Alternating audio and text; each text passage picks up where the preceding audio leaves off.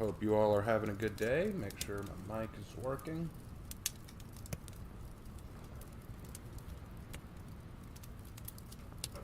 Okay. Awesome. All right. So, hello everybody. How we doing today? Hope you all are doing well. Raven Knight here. So, many of you are probably thinking, Raven, what gives? Why are you doing a reading stream today? It is not Monday, and you already did a reading stream on Sunday. What gives? Well, the reason why is because my buddy Daniel, who is a manager friend of mine at work, really wanted to hear some more reading because he didn't get to catch it on Sunday. And he asked if we could do it again tonight, and he might be able to catch the second half. So I ran it by my Discord. I asked everyone in Discord if they would like me to do that. And that was what won the vote. Everyone wanted me to do a reading stream, so I look forward to doing a reading stream with you guys. Let me check the poll real quick, see who won. Tempest Blade won with 38%, Shogun of Crime with 33%, Logical with 19%, and the Tale of Tomoki with 9%. Oof. Poor Tomoki. Alright. Alright, well, that is fine, that is fine. Well, we're going to start off tonight with the Tempest Blade. We left off on Chapter 10. I'm very excited to get into this one. We're getting into some really good stuff. Now, I will go ahead and tell you guys this. After we do Tempest Blade, we will do the Tale of Tomoki, but I can only do one chapter of Tomoki tonight because I was only able to edit this chapter, the last chapter in the Mamaragon arc. And I haven't been able to start the next arc and edit that yet, so we will only do one chapter of Tomoki. But in exchange, I will do a totally different story tonight at the end, in place of it. And we'll see where we go from there. So, let's get started. Since we're reading Tempest Blade, let's go ahead and pull up some of Jay's art for Tempest Blade. It'll give people some time.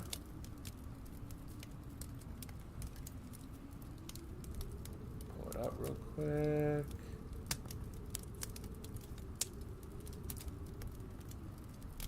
I don't think Jay drew a picture for chapter 10. I know he drew one for chapter 13, but he did not draw one for chapter 10.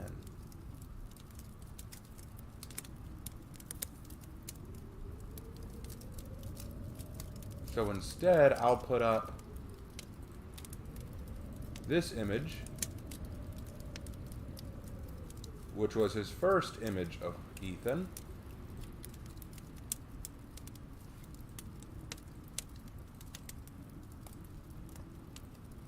And we'll just have that up in the image there.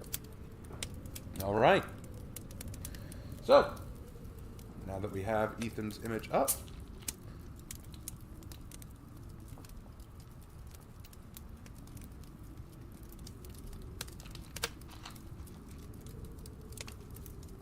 let's get started. Alright, we are on Tempest Blade, Chapter 10, written December 10th, 2018. For those who do not remember where we left off, Ethan has just been told that Anya, the little Lothari girl he's taken under his wing, is the daughter of the dead Elijah Eridan, the former general of the Lothari army during the war, who he killed on the bridge of Kadram. So, let's get to it.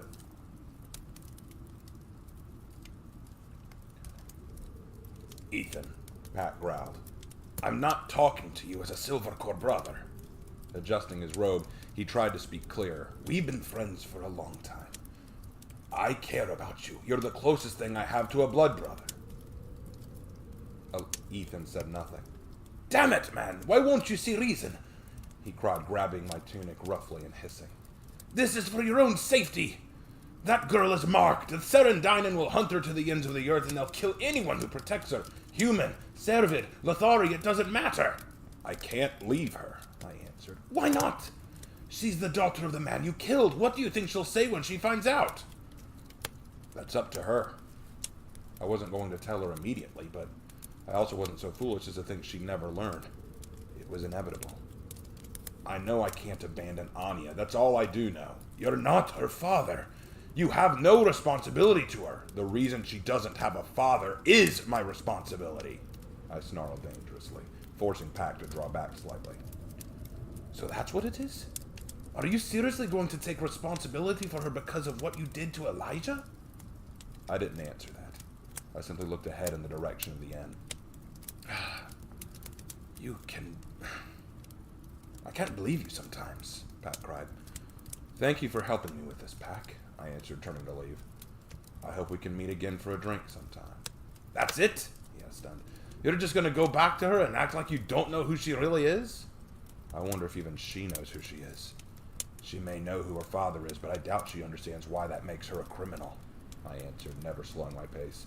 And if she hates you, Ethan, if she finds out the truth, she has every right to hate me, I responded, my voice shaking a little. I won't blame her. I can't tell if you've gone soft or if you genuinely have a heart beating in your chest that I didn't know about. Come on, Pac, I called back with a sympathetic smile. You always used to say I didn't have the stomach for war, but you sure could fight one, he replied. You be careful, you stubborn bastard. See you around, you psychotic vagabond, I retorted. I then walked back to the inn and decided it was best I let Gaius in on the situation. He needed to know the truth too, and I owed him that much. It took only 5 minutes to explain the situation before Gaius nearly exploded in horror. Rox, who was listening in on the conversation, looked more than a little confused, but that was expected. She didn't know what us veterans knew about Elijah Eridan. The bar was closed now. All the tenants had either gone to their rooms or were leaving for the night. It was just me, Rox, and Gaius.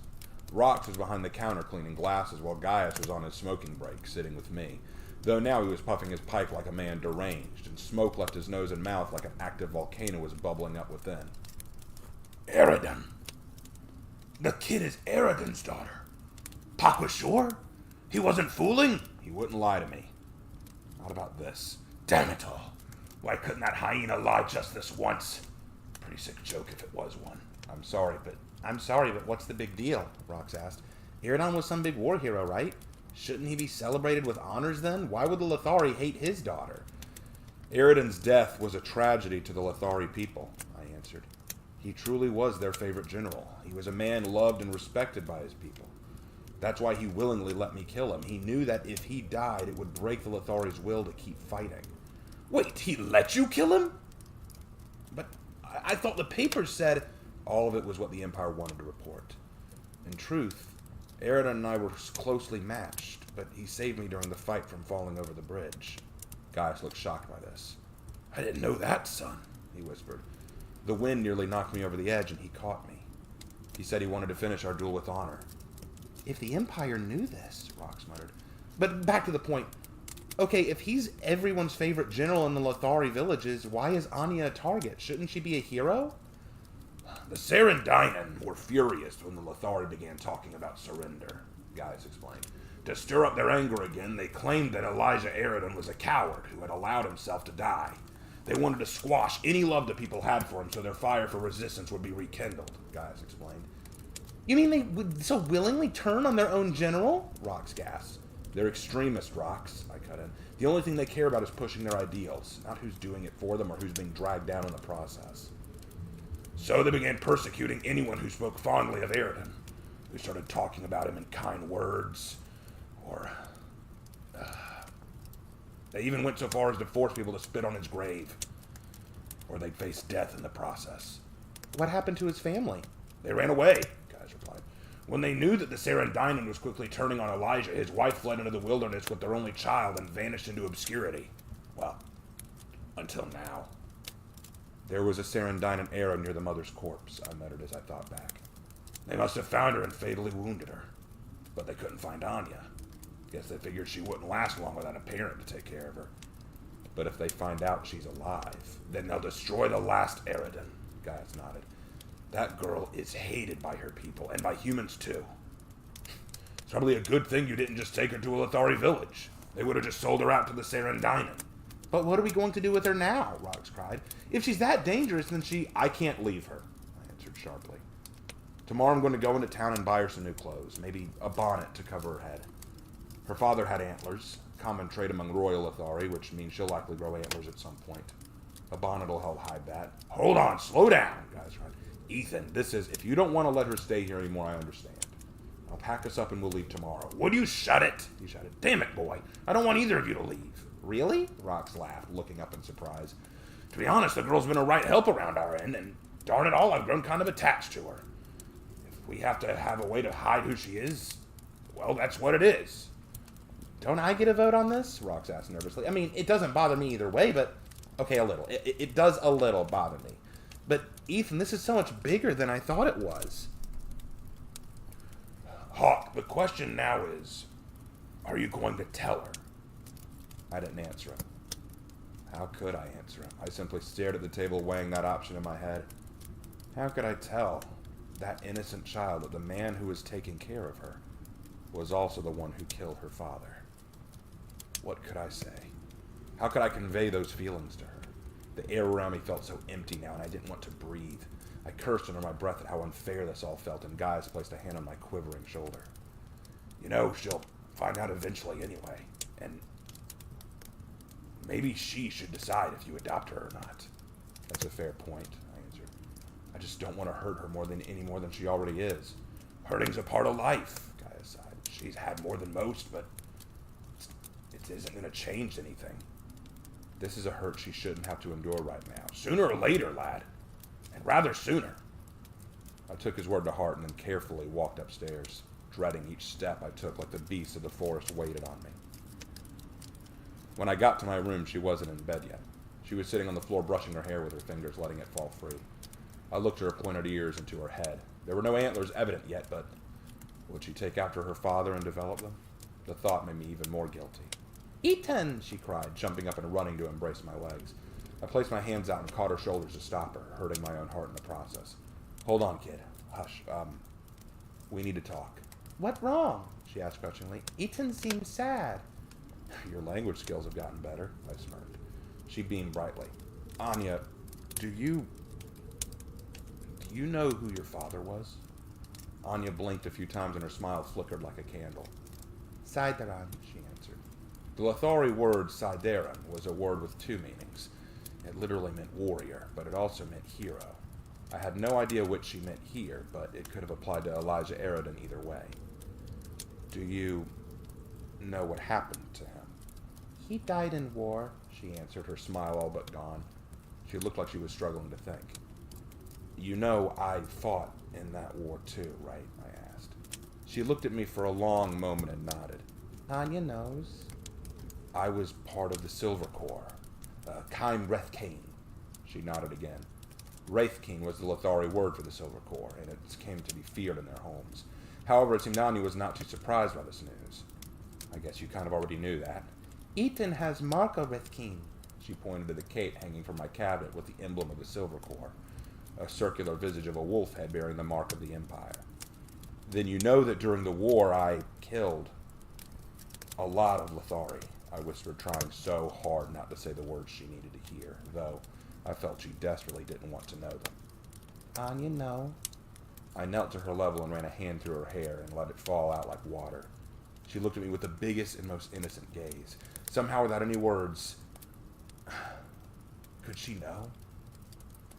Did she know what I was going to tell her? I bit my lip and looked away from her gaze. Forgive me, Anya, I whispered. Ethan, what for, Ib? She asked. Forgive. It means... I paused, thinking on how to answer. She needed to know. She needed to hear me say it. Why couldn't I just say it? Why couldn't I tell her? And then I looked at her face and I knew why. Because I didn't want her to leave me. I didn't want her to despise me like everyone else. I simply shook my head and looked away from her. And that simple gesture was all she needed. Her eyes widened, her lip quivered. Ethan? Tears rolled down my face as I looked at her, as I felt her hair on my fingers. I felt the words resounding in my soul, like buzzing of the hornet's nest, but with the softness of a church psalm. I remembered his words on that bridge. Though I do wish I could see her again. Damn the war. Damn the Sarandinen, and damn my cursed role in it all, I hissed bitterly. My body was shivering as I buried my face in my hands, weeping as the weight of guilt crushed my chest. I couldn't even look at her. I couldn't look at the face of the child whose life I'd destroyed. Forgive me, Anya. Forgive me, Elijah. I didn't even. I cried pitifully. I didn't bother to stop the tears. I didn't stop the shaking. I relented to the bitter pain. I knew now the truth, and all the memories of that war came back to haunt me. The things I'd done and the lives I'd taken. How I'd gone from the most famous warrior in the Empire thanks to a killing of an innocent man, and how I'd become the most hated for killing 4 criminals. Every glaring, angry, ever-jeering taunt I'd been able to handle and contend with. I could handle being called a traitor. I could handle being hated by every single person in the Empire. I was able to bear that burden. But not from Anya. I couldn't bear her scorn, her hate. But how could she not? I could feel her body quaking and sense the emotion building within her. I was her greatest enemy. I was the man who stole it all from her. That beautiful smile was forever lost because of me. Ethan? I felt a pair of small arms wrap around my head. I gasped and opened my eyes to see Anya there, her body close and holding me. Her hand stroked my hair now, and I couldn't believe what I was feeling. Anya? It is all right, she whispered her favorite word to me. It is all right. No, it's not, Anya. You don't understand. It no matter, she whimpered, her voice quivering. It is aim. Past. Anya, it's all right. I felt her tears fall on my hand. Anya, no wanting you to leave. Anya, no, it's okay if you do. It's okay if you want to. I understand. If you don't want to stay with me anymore for the things I did, Anya want to stay with Ethan, she cried, holding my head tighter. Anya no wanting to go. Don't make Anya go. Anya, it's not that simple. Anya, do anything, please. Come at me, Angelos. It was hard to translate directly her plea, but I could get the rough idea. Anya, I'm not going to send you away, I whispered. I reached over and pulled her arms from my head. I'm not going to get rid of you, but during the war, Anya no care about war. Anya no want to be alone, she repeated. I remember not long ago her saying those same words to me through tear-filled eyes in a junk pile. Please, Anya, stay with Ethan. Anya learning cook. Anya learn clean. Anya do anything. Don't go away. Please? Her pleas broke down into sobs, and I threw my arms around her, holding her to my aching chest. I squeezed her to me like a lifeline, and I let her cry. I felt that perhaps she needed to cry even more than I did, but it also filled my heart to hear her say these things. Her pleading voice reached out and clutched my soul.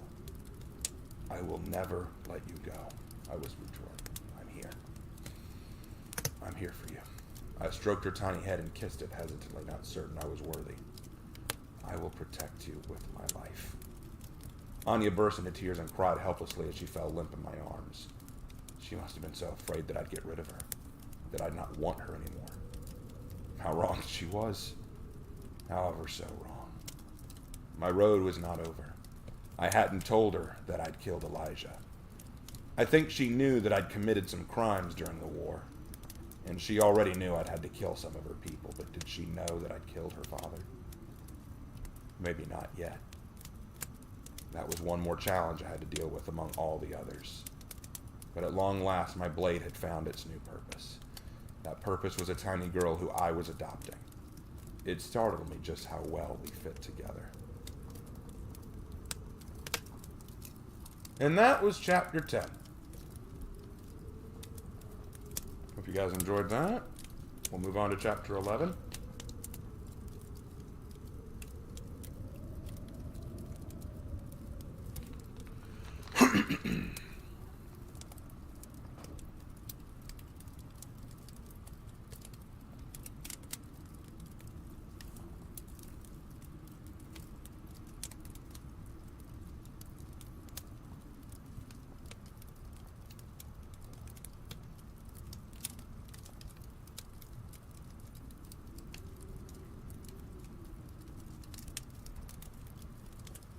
All right.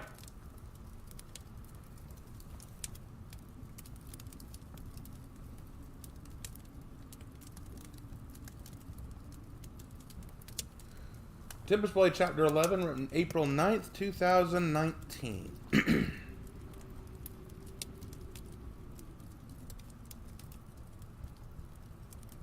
Hawk! Boy, where are you? I sat up in bed, rubbing sleep from my eyes. I looked around for the sound of shouting and stretched my shoulders. I looked around at my dark room confused, and I felt the stirring of a small body and looked down to see the little form of Anya curled up close. Still sound asleep? I slowly began to piece together what had happened. After our emotional moment last night, we must have fallen asleep together. I coughed and sat up, careful not to stir, as my door opened and revealed Gaius barging in fast, flustered and incredibly worried. I didn't often see him like this. "Settle down, Gaius. I don't want to wake up Anya." "Kid, you may want to wake her up and hide her. The Imperial Guard is here." At this, Ethan bolted. Jolting Anya from her sleep, she squealed and rolled off the bed, and like a frightened cat, crawled into the bed to hide. The Imperial Guards, known as the Closed Fists of the Empire, were armored warriors sworn to the service of the Imperial family. Many were former veterans and skilled combatants, but rarely ever saw a battle. Their arrival meant that a member of the Imperial family or a messenger from the capital had just arrived. "Who's with them?" "Looks like an envoy." "So just a messenger?" "What do you have to say?" "Nothing except that he's searching for you," Gaius continued. "Kid, this is bad. If they learned you're sheltering the daughter of Elijah, there's no way they could know that. And even if they did, it's hardly a crime," I snarled. "I'll go see him. Take Anya and hide her in the cellar until everything clears up." "I'm not going to be a conspirator," Gaius snapped. "You think I'm knocking looking for... I can't guarantee your safety." I paused a moment and looked back at Gaius, a part of me wanting to be angry with him, but I couldn't be. I couldn't even blame the old man. In a way, I'd been so unreasonable with him, and with Rox too, forcing him to be part of my selfish desire to protect a Lothari child.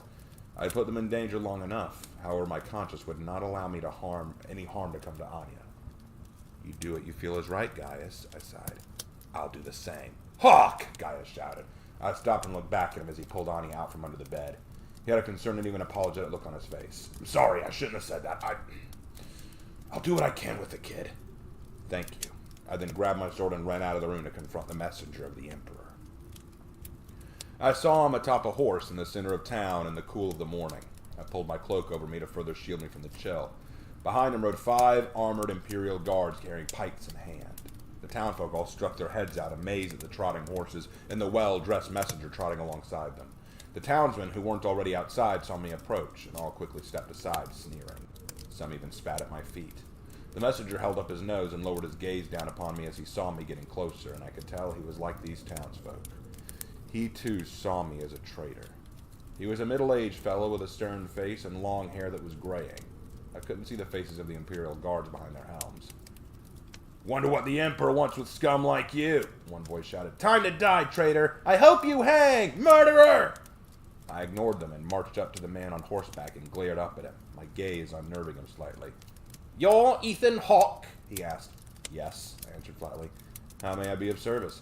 "His Majesty, Emperor Tiger III, has requested you come to the palace at once to see him personally." This news sent a tremor through the town. The Emperor and I had only met twice before, and both of those instances were during the war. He hadn't wanted to see me since. I was curious, but also skeptical. Did he say why he wanted to see me? "Are you refusing the Emperor's summons, boy?" the messenger sneered. "Because I'd be happy to have you executed for high treason." "I didn't say I refused. I'm just surprised."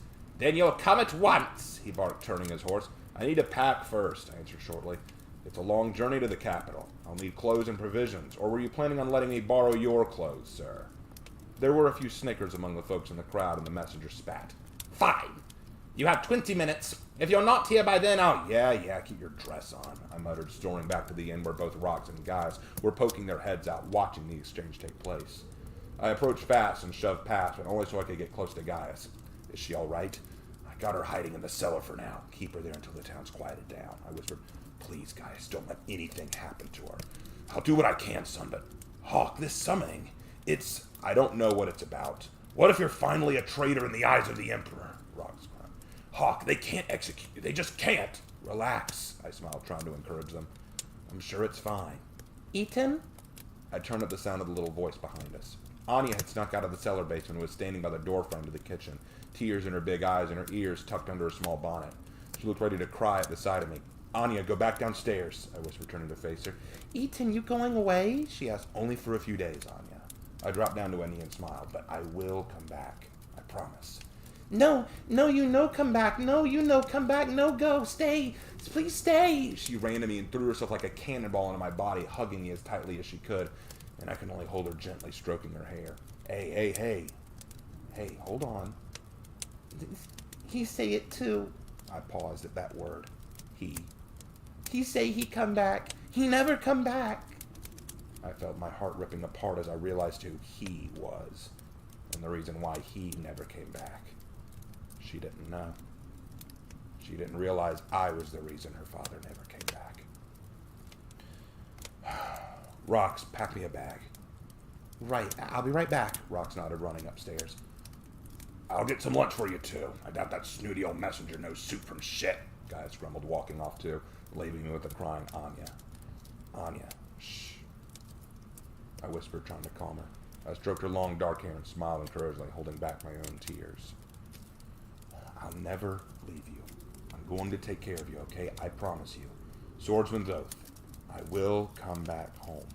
Promise? Yes. I promise that I'm coming home. I'm not going to fight or go to war. I'll come back no matter what. Anya didn't look convinced, and she swiftly hugged me again, desperate for me to stay. I placed a hand on her cheek and rubbed it gently, brushing her hair with my fingertips. Anya. I swear it. Kai Vahiri. I placed a hand upon her small chest where her heart was beating fast. It was a mark of solemn agreement among Lithari. A Vahiri was an oath considered precious. Anya wiped the tears from her eyes and placed her hand on mine, nodding slowly. Vahiri, she whimpered back. I dared to lean close and kiss her head before standing again. I looked at Gaius and Rox as she descended the stairs carrying a luggage bag. I kept a hand on her and nodded to Gaius. You be safe, kid. I'll be back, I told him firmly. Rox handed me the bag and I slung it over my shoulder before turning to the door. We'll look after her. Thank you. Both of you. As I strolled out the door, I heard Anya begin to sob behind me, and I resisted the urge to run back and hold her again. I had to let her go. She had to be strong for just a few days. It would be a 2-day travel to the capital at full speed, and there was no telling what waited for me in the Imperial walls. As I approached the messenger, I saw there was a white horse waiting for me. I sighed and climbed onto its back, strapping my luggage to the side of the steed. The messenger just glared, wrinkling his nose at me, and I paid him in kind with a smirk. Something wrong? I just don't know how these townfolk can stand the smell of traitors, he growled. Not all of us are so used to wearing women's perfume on a daily basis, I answered, again sparking a few snickers from the guards. With a growl, the messenger turned his horse and started riding to the city gates with the guards and myself behind him. We're off, he shouted. The people behind me waved and a few even cheered that I was leaving. I made one glance back to the inn and saw a small girl standing by the door, tears in her eyes as she placed a hand over her heart. As I turned away, I felt a tear in my own eye. The path towards the capital was not a safe one. Many bandits and traveling renegades mar the street and hide in the woods. But with the Imperial Guard by your side, it made the travel that much more quick and easy. In only a day, we were almost halfway to the Imperial city, Gennaro. Ironically, the name of the Imperial city was a Lithari word that meant King's House. This has led to a long-standing belief that Lithari once lived this far north in the Empire. However, after the war, such ideas were nigh heretical to even mention. I dared not bring this up around the guards or the messenger, who was already asleep, having eaten his supper and wanted to sleep as far from me as possible. I, meanwhile, sat by the campfire and listened to the sound of the night and the crackling of the fire, thoughts drifting back to Anya and how she was doing. So, you're the famous Tempest? One guard muttered, sitting nearby. I am. My big brother fought in your company during the war, he whispered. He told me about you. Told me you were really skilled. What was his name? I asked. Beldar. I think I remember him, I answered. He was blonde, right? The guard paused a moment and then started to slide closer as if to whisper. Be silent, Keldar, one guard shouted. He's a traitor. We are only escorting him. We're not here to show him kindness or clemency. I shot a glare at the guard, but he did not return it. He didn't even look at me. Keldar, meanwhile, ignored him and took off his helmet, revealing a stern but familiar face with short blonde hair and a thin scar under his mouth, and another across his eye. He did look a bit like his brother. I remember him now far more clearly. In his letter, Beldar told me you took down 4 Lithari archers with nothing but the wind gust of your blade as you swung it. That true? He's talking about the Battle of Klima. No, I didn't do any such thing. The archers were on unstable footing, and I simply struck the ground beneath them and it gave way. I replied, remembering that battle. It had been a short one, with a solid Imperial victory. Keldar beamed and looked into the fire. He then whispered so softly I had to read his lips to make sure I heard him correctly. The Siege of Naro. I froze at the mention of that battle. He knew. He knew it. I want to know what really happened that night. Your brother probably already told you what I did there, I answered darkly. Beldar weaves tall tales, he whispered. I want to hear the truth. What did you do? What did you do to go from hero of the Empire to the biggest traitor we've ever known? I looked at Beldar for a moment, and then to the other guards who were now looking over me with piqued interest. It seemed they all wanted to hear me talk about that cursed conflict. It was shameful to even call that calamity a battle. I looked back at the fire, and I remembered how the fires looked in the Lothari village of Narel. A village erased from existence. The screams and the blood were pouring into my memory, and I squinted my eyes, wrinkling my nose. My father trained me in the sword, I said, and he used to tell me that a sword's purpose is to kill. You can cover it up with pretty words and deny it if it helps you sleep at night, but every sword is made with the same purpose, to harm someone. What matters most is who holds it. How will it be used? The sword doesn't discriminate, but the wielder chooses what he wishes to slay. He would ask me when I was a kid, "What is your sword's purpose?" I recalled my years of boyhood and remember them now. The guards were absolutely silent, and even the wind seemed to mellow out for me to speak.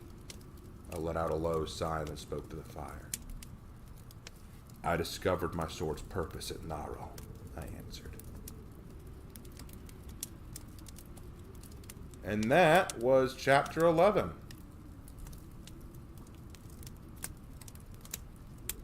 Yep, next chapter we're finally going to learn how Ethan became a traitor.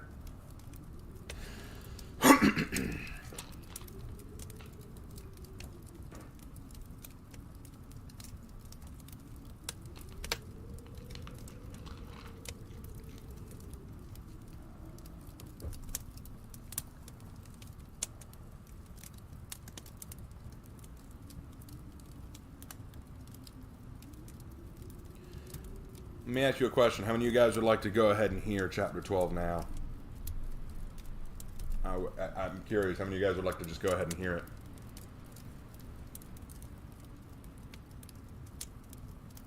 Because I can read it now if y'all would like. We can go ahead and get that out of the way and pull that Band-Aid.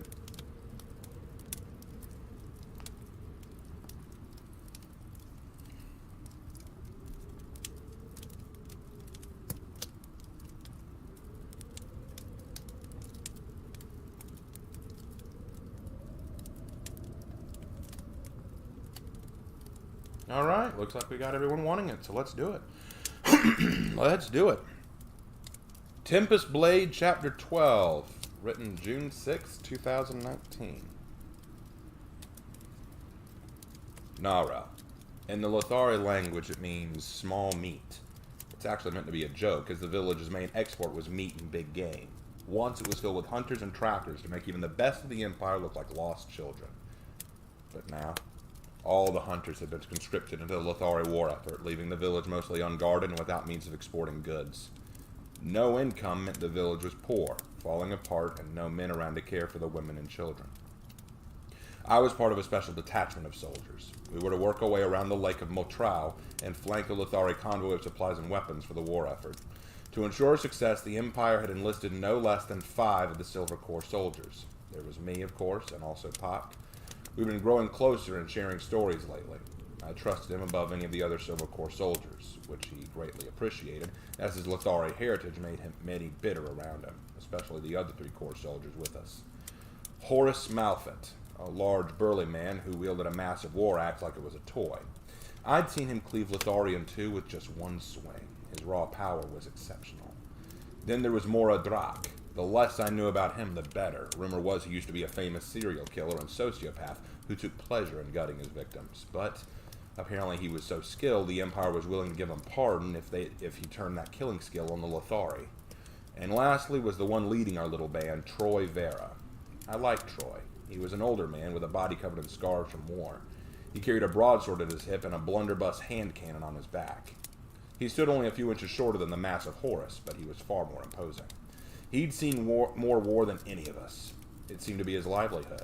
With all of us, there was no question of our success. We were meant to detour around the lake, flank the enemy, and finish the mission.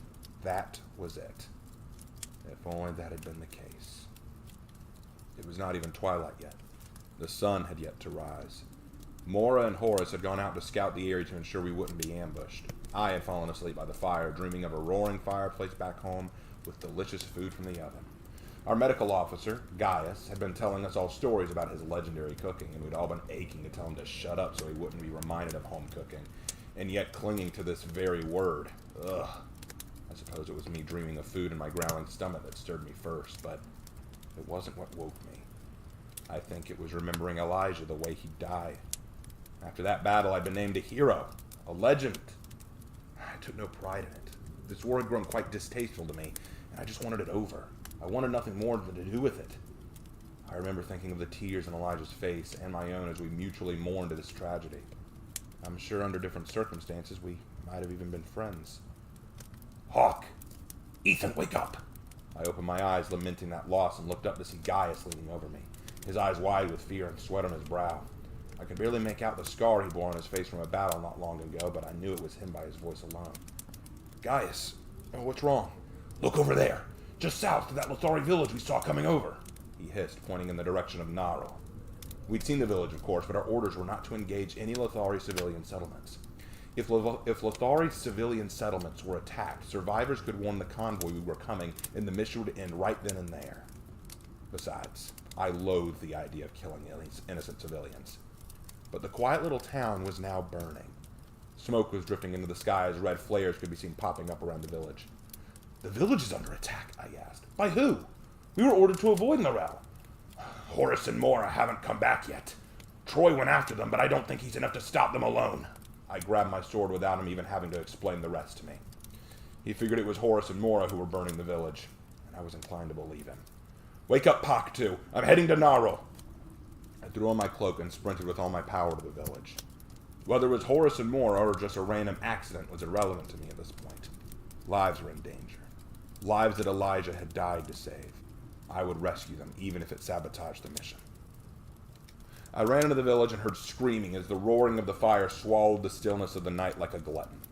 The bordering fence was blackened by fire and buildings were crumbling under the scorching flames. I heard crying women and children and kicked down a destroyed gate to get in. I saw them in the middle of town. The flames made a glow upon their bodies that I found frighteningly savage. I watched as Horace raised his axe and with a single swing decapitated a screaming child like it was nothing. The mother wailed and clawed at the ground where his body was, but it was held back by Mora, who was pulling a dagger to dig into her skin. I snarled and ran to the scene with a madness I'd not felt in a long time. What the hell do you think you're doing? I roared at them. They both paused a moment to look up at me. Horace grinned and popped his axe in his shoulder lazily. Come to join the fun, Hawk? He asked. Not much left, unfortunately. We were supposed to avoid this village. Survivors will give away our location. And why? That way there won't be survivors, Mora chuckled, driving the knife deeper into her shoulder. The woman screamed helplessly, and I drew my sword fast, holding the tip against Mora's neck. He stopped a moment and glanced at me.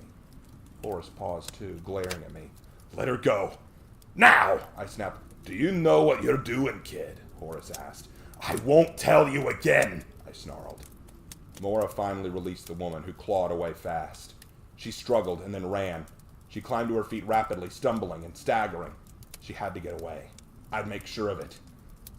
But then it happened in a flash, in a splatter of blood and meat, as there was a loud explosion, and the woman's upper torso exploded into guts and flesh. I spun around to see a smoking blunderbuss still raised in that direction. I watched as Troy walked out and stared at the splattered mess that was once a Lothari woman. My hands trembled in rage at the sight. It looks like you forgot what your job is, Ethan, Troy snarled. These animals are the enemy. This is an undefended village. These are women and children. What the hell are you thinking? I thought we were supposed to slaughter the Lothari. Not the innocents, I roared. If this is how the Empire plans to win, then we're no better than murderers and savages. In case you didn't notice, Mora laughed, most of us are murderers. What do you think we do in the Silver Corps? We're elite killers. You think that pretty sword you carry is just for decoration? You've killed plenty. I don't kill women and children begging for their lives. It doesn't matter now anyway. We just attacked this village, so we can't let anything escape. Otherwise the mission is a bust, isn't it? So why not help us clean up? If not, go back to the camp and wait for us to get back, Ethan, Troy ordered. As he spoke, Mora was turning his knife on a door that was latched shut. He intended to kick it open. I could faintly hear a child whimpering inside as the roof burned from above. I gripped my sword tightly, and Troy noticed. Think very carefully about what you're about to do, Troy snarled. Walk away, Hawk. That's an order. An order? I hissed. An order, is it? I snarled. If you interfere, I'll brand you a traitor, he snapped.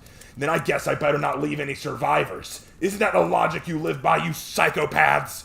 Mora spun fast and swung his knife at me. I ducked the attack and drew my blade in a flash. His other hand concealed a second knife and shot it out to stab at my middle, but I'd already pirouetted around his body and brought my blade to his stomach. I didn't hesitate. I didn't stop to ponder my next move. I knew what had to be done, and I made my choice. I took it. His blood splashed to the ground before his upper torso fell. I'd cleaved Mora in half, his face still twisted in a look of both shock, pain, and I cringed to remember a bit of pleasure. Mora! You bastard! Horace roared, raising his axe towards me. I readied myself and dodged his swing. The speed at which he could swing and recover was horrifying, but I could still outstep him. He bellowed like a wild animal and swung the deadly axe head inches from my body. I waited, counting the seconds and steps he took between each vicious charge. I finally timed myself properly and plunged my sword deep into his chest. He screamed in pain and I stepped back, pulling the sword out with me. As he fell to his knees, clutching at the hole I'd left in his pectorals, I swung my blade down on his exposed neck, cleaving his head from his body. My eyes then fell on Troy, who was standing there with an unwavering expression of fierce anger and disappointment. You were the hero of the Empire, Ethan Hawke, Troy snapped. You killed the infamous Elijah Eridan and helped win several battles since. And now you turn traitor for this? To protect a bunch of pagan freaks? Elijah died so this war would end. Our goal in this war was to stop the killing, not cause it needlessly. Elijah Eridan was the hero, not me! I bellowed so the whole twilight sky could hear me. Troy raised his blunderbuss and lit the fuse. Fine. Then I won't feel bad about killing you for your treason. I crouched low and sheathed my sword, waiting for him to move, waiting on the slightest twitch. I took 2 steps forward, and he took a step back. My suspicions were confirmed. He was nervous. You better not miss, I warned. You only get 1 shot. Tough talk, you traitor, he fired. The explosion was deafening, but I knew what I had to do. I sprinted forward and threw my body to the left, just avoiding the scatter shot. I rolled and jumped to my feet again, kicking him in the gut and sending him sprawling back. Furious, he threw his blunderbuss down and drew out his broadsword. He charged me angrily, and I drew my blade at last on him. We began exchanging blows, metal clashing on metal as he swung with blinding force. I ducked, swerved, and parried his more dangerous blows. The fire around us danced and screamed like an onlooking crowd, and the twilight sky as the sun was beginning to rise met us, reflecting off of our blades as we locked them angrily. Even if you win, you'll be hated by the Empire. You'll be branded as a traitor and a murderer, Troy snapped. You'll face execution. Didn't Moore already tell us, Troy? We're all murderers. I just got tired of it. I finally thrust back and cut across his gut. Troy gasped and stumbled a moment as I lowered my blade. He felt blood seeping from his open gash, and then looked up at me with eyes that haunt me even now. Confused, afraid, in pain. Why? He muttered. For what it's worth, Troy. I'm sorry. I then grabbed his chin and carefully twisted his body around, turning his head to face the coming dawn. The sun caught his eyes, and he stared at it like a glorious gateway to heaven. In the same moment, his back arched, and his head was now facing the sky. I pivoted and swung my sword upwards, cleaving his head from his neck. His body hit the ground, and I stood cleaning my blade and looking at the destruction I'd caused. The destruction that we had caused. I had distracted the 3 of them long enough for any survivors to break away and get out of the village, and there was nothing I could do for them. I bit my lip and sheathed my sword, unable to look at my own doing. Hawk! I turned to see Pack and Guy standing at the village entrance with a small group of soldiers right behind them, all staring at me and the 3 dead Silver Corps warriors. It didn't take any questions for them to figure out what had happened. You killed them! You killed your own comrades! One shrieked. You're a murderer! A traitor! Why, what the hell is wrong with you? Silence! Pack roared. The mission is over. Our position is compromised. Let's return to the capital and report. The soldiers didn't break off right away. Many mingled to yell and spit at me. One or two had been restrained from attacking me outright. I didn't care. I stood among the smoldering wreckage as the sun began to climb higher in the sky, and the sight of my sins was more clearly visible. "Ethan, what did you do?" Gaius finally asked me a real question. "I killed them, Gaius. I killed all 3 of them," I answered. "But why?" he whispered. I didn't answer him. I just stood there a while longer as I cleaned my blade and walked past him. Gaius reached out and grabbed my arm. "Ethan, you need to run. Get away. I know you must have had a reason. I know you probably didn't have a choice, right? Run away. I'm tired, Gaius," I grumbled. "I'm tired of killing. And I'm tired of running. If I need to die, then I will. But I won't run away from doing what was right." I pulled free and nodded to Pak. "I'll see you both back in the capital." I sighed once more and walked away, my boots still stained red with the blood of Lothari and Silvercore soldiers. Pak and Gaius were the only 2 men out of the entire company who knew I'd done what was necessary, and I include myself in that count. Even now, I still don't know if I could have avoided that outcome, but I made my choice. I learned my path of the sword, and I do not regret my actions. Because when darkness fades and twilight dawns, a man will always know what is right and what is evil without having to question it.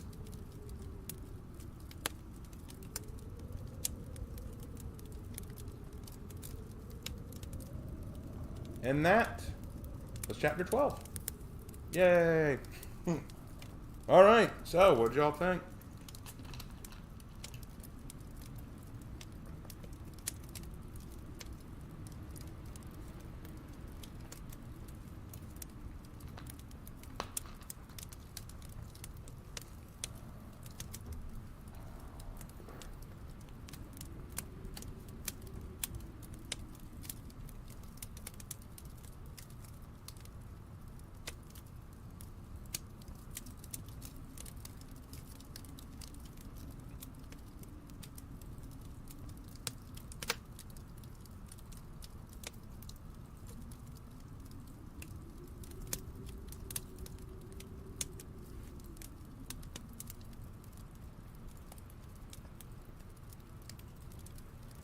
We'll use this picture for the Tale of Tomiki. Hey, Havoc. Didn't expect to see you. How you doing, man? Good to have you, man. I hope you're doing all right. I know you were kind of tired yesterday. And happy early birthday. You said it was your birthday tomorrow, I think. It's pretty cool, pretty cool. Hannah, old art. Oops, should I use something different, Hannah? I'm sorry I'm using your old work.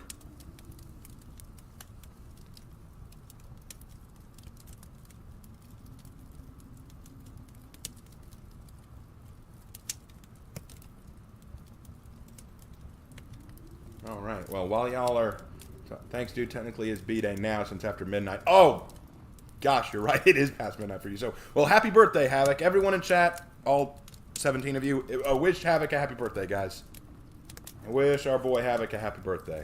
Glad you'd come to my stream to enjoy a little happy birthday.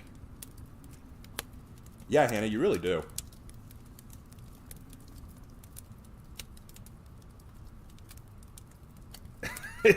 Both tired from drinking, son. I get that. I do. I totally get that, man. Well, while I know you're tired, I hope my reading can lull you both to sleep. We're going to move on to the Tale of Tomiki, and like I said, we've only got 1 chapter of the Tale of Tomiki to read today, because I have not begun editing the next arc. Because in Tomiki, there are 5 arcs total. There's the Mamaragon arc, the Daikon arc, the Boalak arc, the Justice League arc, no, I'm not kidding, and then the Ball arc. So, got 5 arcs to go through, and we're about to finish the first arc, but I haven't started editing the second arc. So, we got a ways to go. Alright, well, let's do it. So, Tomiki Chapter 23. Here we go. Oh, for those who weren't there last time, Tomiki just finished beating Mamaragon. So, that's where we left off. Okay. Here we go.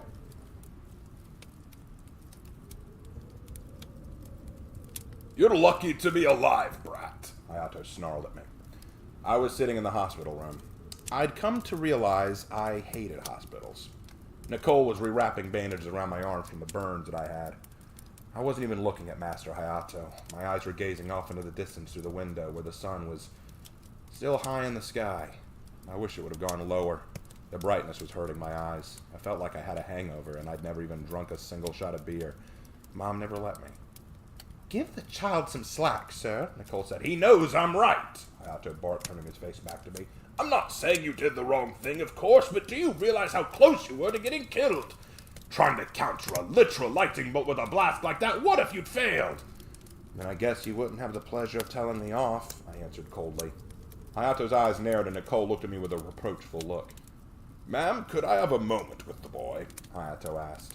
Nicole nodded and stood up to leave, and after she closed the door, Hayato lunged forward and struck me on the forehead with the palm of his hand. I was knocked back, my head smashing against the headboard. Ow! You watch your tone, boy, Hayato warned. Don't get a big head just because you won that fight. It was too close. I was scared out of my mind for you. We all were. I'm sorry. I wasn't getting a big head, sir. Just the opposite. What do you mean? Hayato asked, and I paused before answering, then sighed. Master, when I was fighting Mamaragon, I tried to fight him without Super Saiyan first, and I couldn't do anything meaningful to him. I was holding back in the most dangerous battle of my life, and I realized that I can't go on like this. I thought I was ready, but... So you saw the limits and realized you didn't measure up. I see. Hayato sighed with understanding. That's gotta be hard. The first time you've met someone who actually pushed you. Yeah. I know I'd be dead if I hadn't gone Super Saiyan, and if Warren and Jada hadn't... Don't dwell on that, Hayato warned. You need to focus on what happens next. Well, I know what happens next, I answered. I need to go back to training. Hayato's eyes widened. Really? I haven't mastered Super Saiyan, and I'm still too weak as I am now. If someone more dangerous than Marcus comes along... I'm not saying it can't be done, but I'm saying you need to be cautious. The pursuit of power for the sake of power is dangerous, and it's exactly what Belle and I were afraid would happen. I'm not doing it for myself. I want to protect Shan City, and... I didn't need to say the rest. Hayato was just smiling. I know that. But caution is always necessary when embarking on this kind of path, Hayato warned.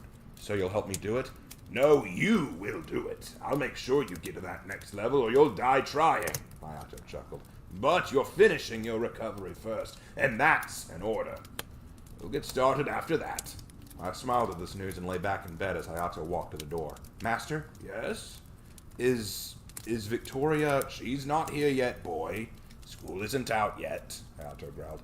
Honestly, you don't need to see her right now. You need rest, boy. If she's not here yet, there's something I need to do first.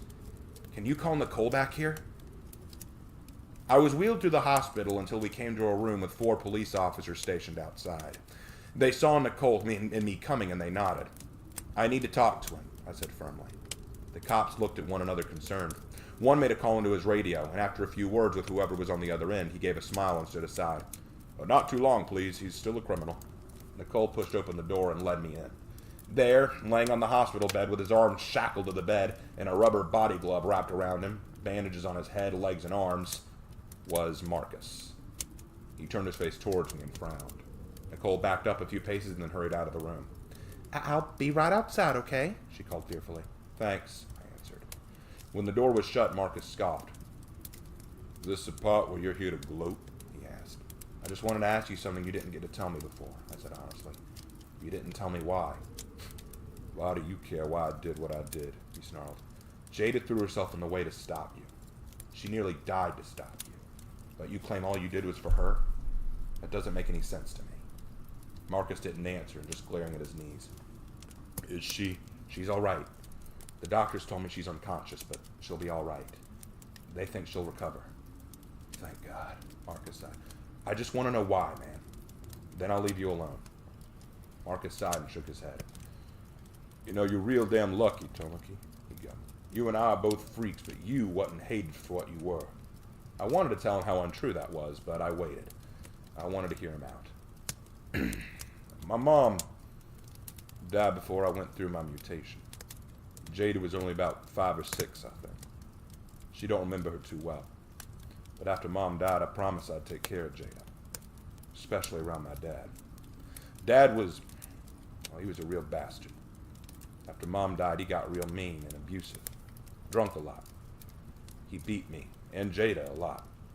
At least until I turned 15 and my powers started coming about.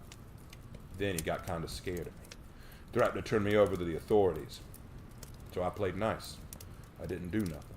I kept everything hidden. But one night he come home real wasted and angry. And he started staggering to Jada's room.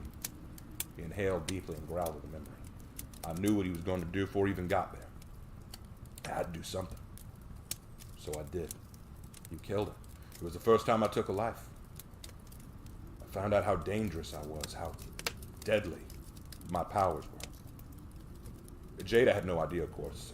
I put his body in bed like nothing happened, and I told Jada we were just leaving.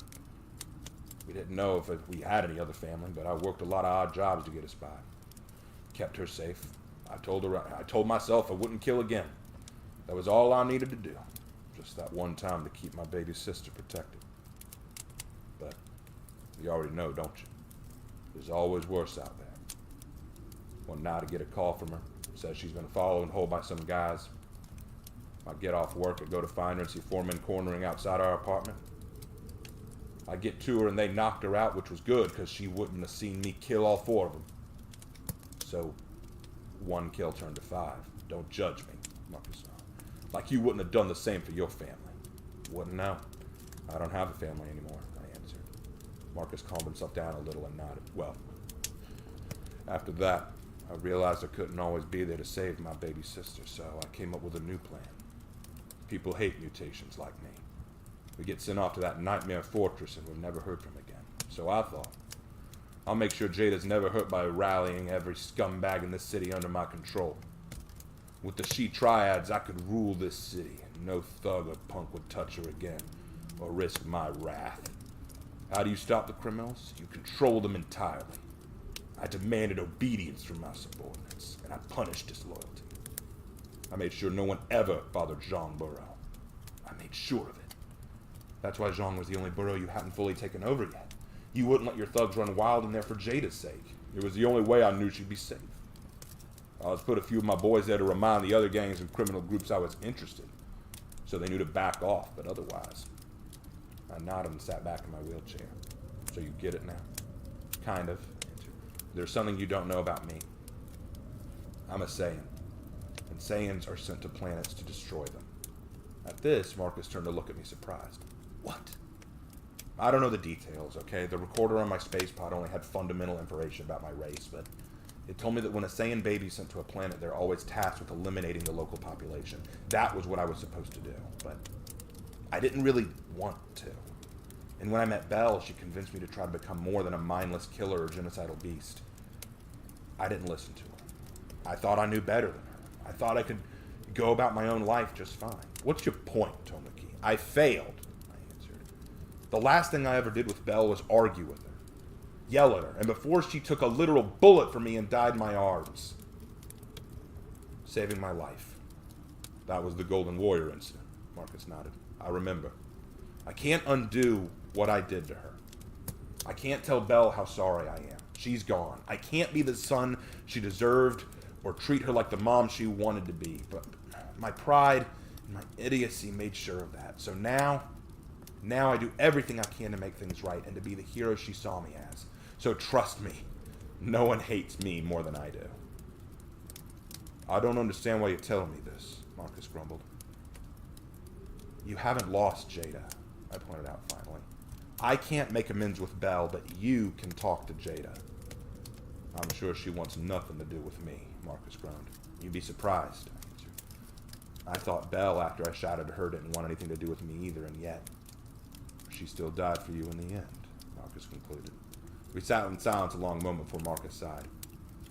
I still don't like you much. Ditto. But can you do me a favor? What's up?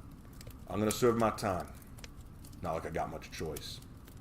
While I'm gone, will you keep an eye on my sis? I know you're strong enough to protect her. Don't protect her from me. Protect her because she's better than me. Yeah, I can do that, I replied. Swear it, Marcus snapped, turning to glare at me. I swear I'll look out for her as best I can, I answered quickly. Marcus relaxed somewhat and lay back. Thanks. Now get the hell out of here. I need to sleep. I was back in the hospital bed that afternoon, fading in and out of sleep myself. Nicole came by a few times to check on me, and I knew that when I was released, she'd want me to stay with her for a few days so she could keep an eye on me. I didn't mind. I'd accept that. Hayato hadn't come back. He'd gone home. All the better. Even Mr. Rhodes had come by to thank me for what I'd done, but there was still one person I wanted to see. But she didn't arrive until around the time I'd finished eating supper. She walked in, and I looked up to see Victoria standing by my bed, her eyes wet with tears and her lip quivering. I couldn't bring myself to smile when I saw her. Victoria? I asked. I'm sorry I'm so late. She paused, and I looked down. It's okay. A long day. I get it. We were silent a long time. She sat down on the bed at last and looked away. The city is arranging Warren's funeral. So that was it. She was upset about that. I nodded. Good. That's good. I can't. Suddenly she began to break down. He wasn't a bad guy, you know. I know. The way I yelled at him. God, I can never take that back, she cried. He still cared about you, I muttered. He asked me to take care of you, and this didn't make her stop crying. I was really bad at talking to girls, it seemed. I just sat in silence a minute, letting her cry. I didn't want to see her cry, but I didn't have the words to stop her. When Warren died, my response was easy. Just take down Mamaragon. Let out that anger on the one who did it. But Victoria, how did she really feel about this? Did she maybe? The thought bit into my heart, but I also couldn't deny it, if that's how she felt. Victoria, if you don't want to be around me right now, I understand. What? She asked, looking at me. I mean, Warren was, if you cared about him more than... Oh, would you stop? She cried, throwing herself forward and wrapping her arms around my neck. Damn it, Tomiki, do you know how scared I was? Warren, Jada, and then I watched you right after they got hit, right after Warren did... You ran off to fight that monster by yourself after what he just did. I thought you were going to die too. I was so scared you would leave me too. She threw herself into me, and I felt her weight on my body as she cried into my chest. It hurt, but I didn't care. I'm sorry, I mean, you don't have to worry about me. Would you just shut up and let me worry? She screamed. Just once. Let me worry about you, please. Let me just... I fell silent as she cried and held on to me like she thought I might just disappear. She'd been so scared for me, and I'd had no idea. Seeing me fight all the time probably made her proud, but seeing Warren die and then watching me rush off to fight his killer probably really got to her. Okay, I answered weakly. You can do what you need to do. Oh, tell me. She weakly cried before climbing up my body and planting her lips on mine. I didn't move an inch. I sat there in stunned disbelief. I felt as if I'd been shot by Mamaragon again, and yet I knew I wasn't. I just sat there at her mercy. As she held on to me, I considered all that had happened and all that would. I didn't quite know what would happen to me in the future or what would happen to Sean City. I didn't know if there were larger threats than Mamaragon, but I did know this. I loved her, and she was right here with me. This was all I wanted right now. And that was chapter 23. Hope you guys enjoyed that. And that does, in fact, conclude the Mamaragon arc of the Tale of Tamaki. Next will be the Daikon arc.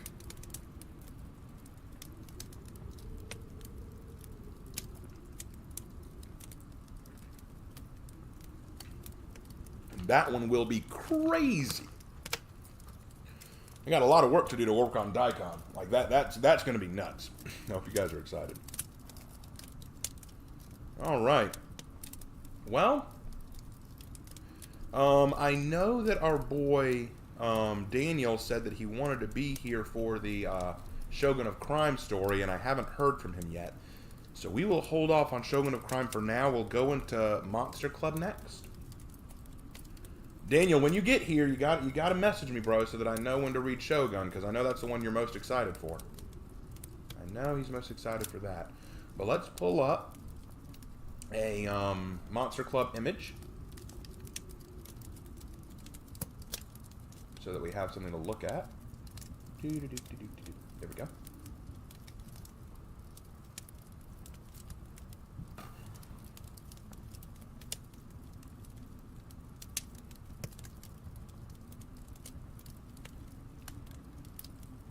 And we'll use the trio again. They're easy to use.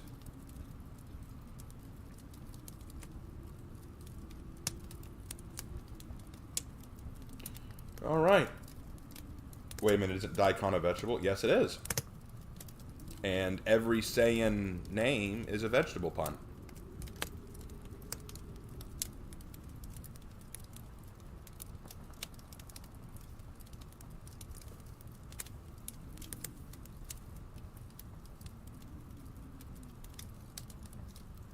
All right.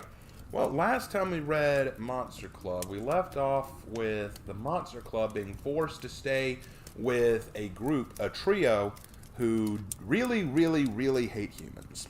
So this will be interesting.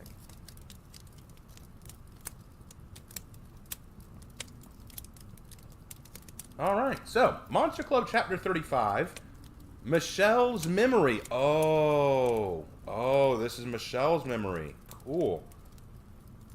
All right. Well, we're going to be hearing Michelle's memory now. This will be interesting. This was written October 28th, 2015. So let's jump right into it, I think. Let's do it. Before I start, let me do one thing real quick.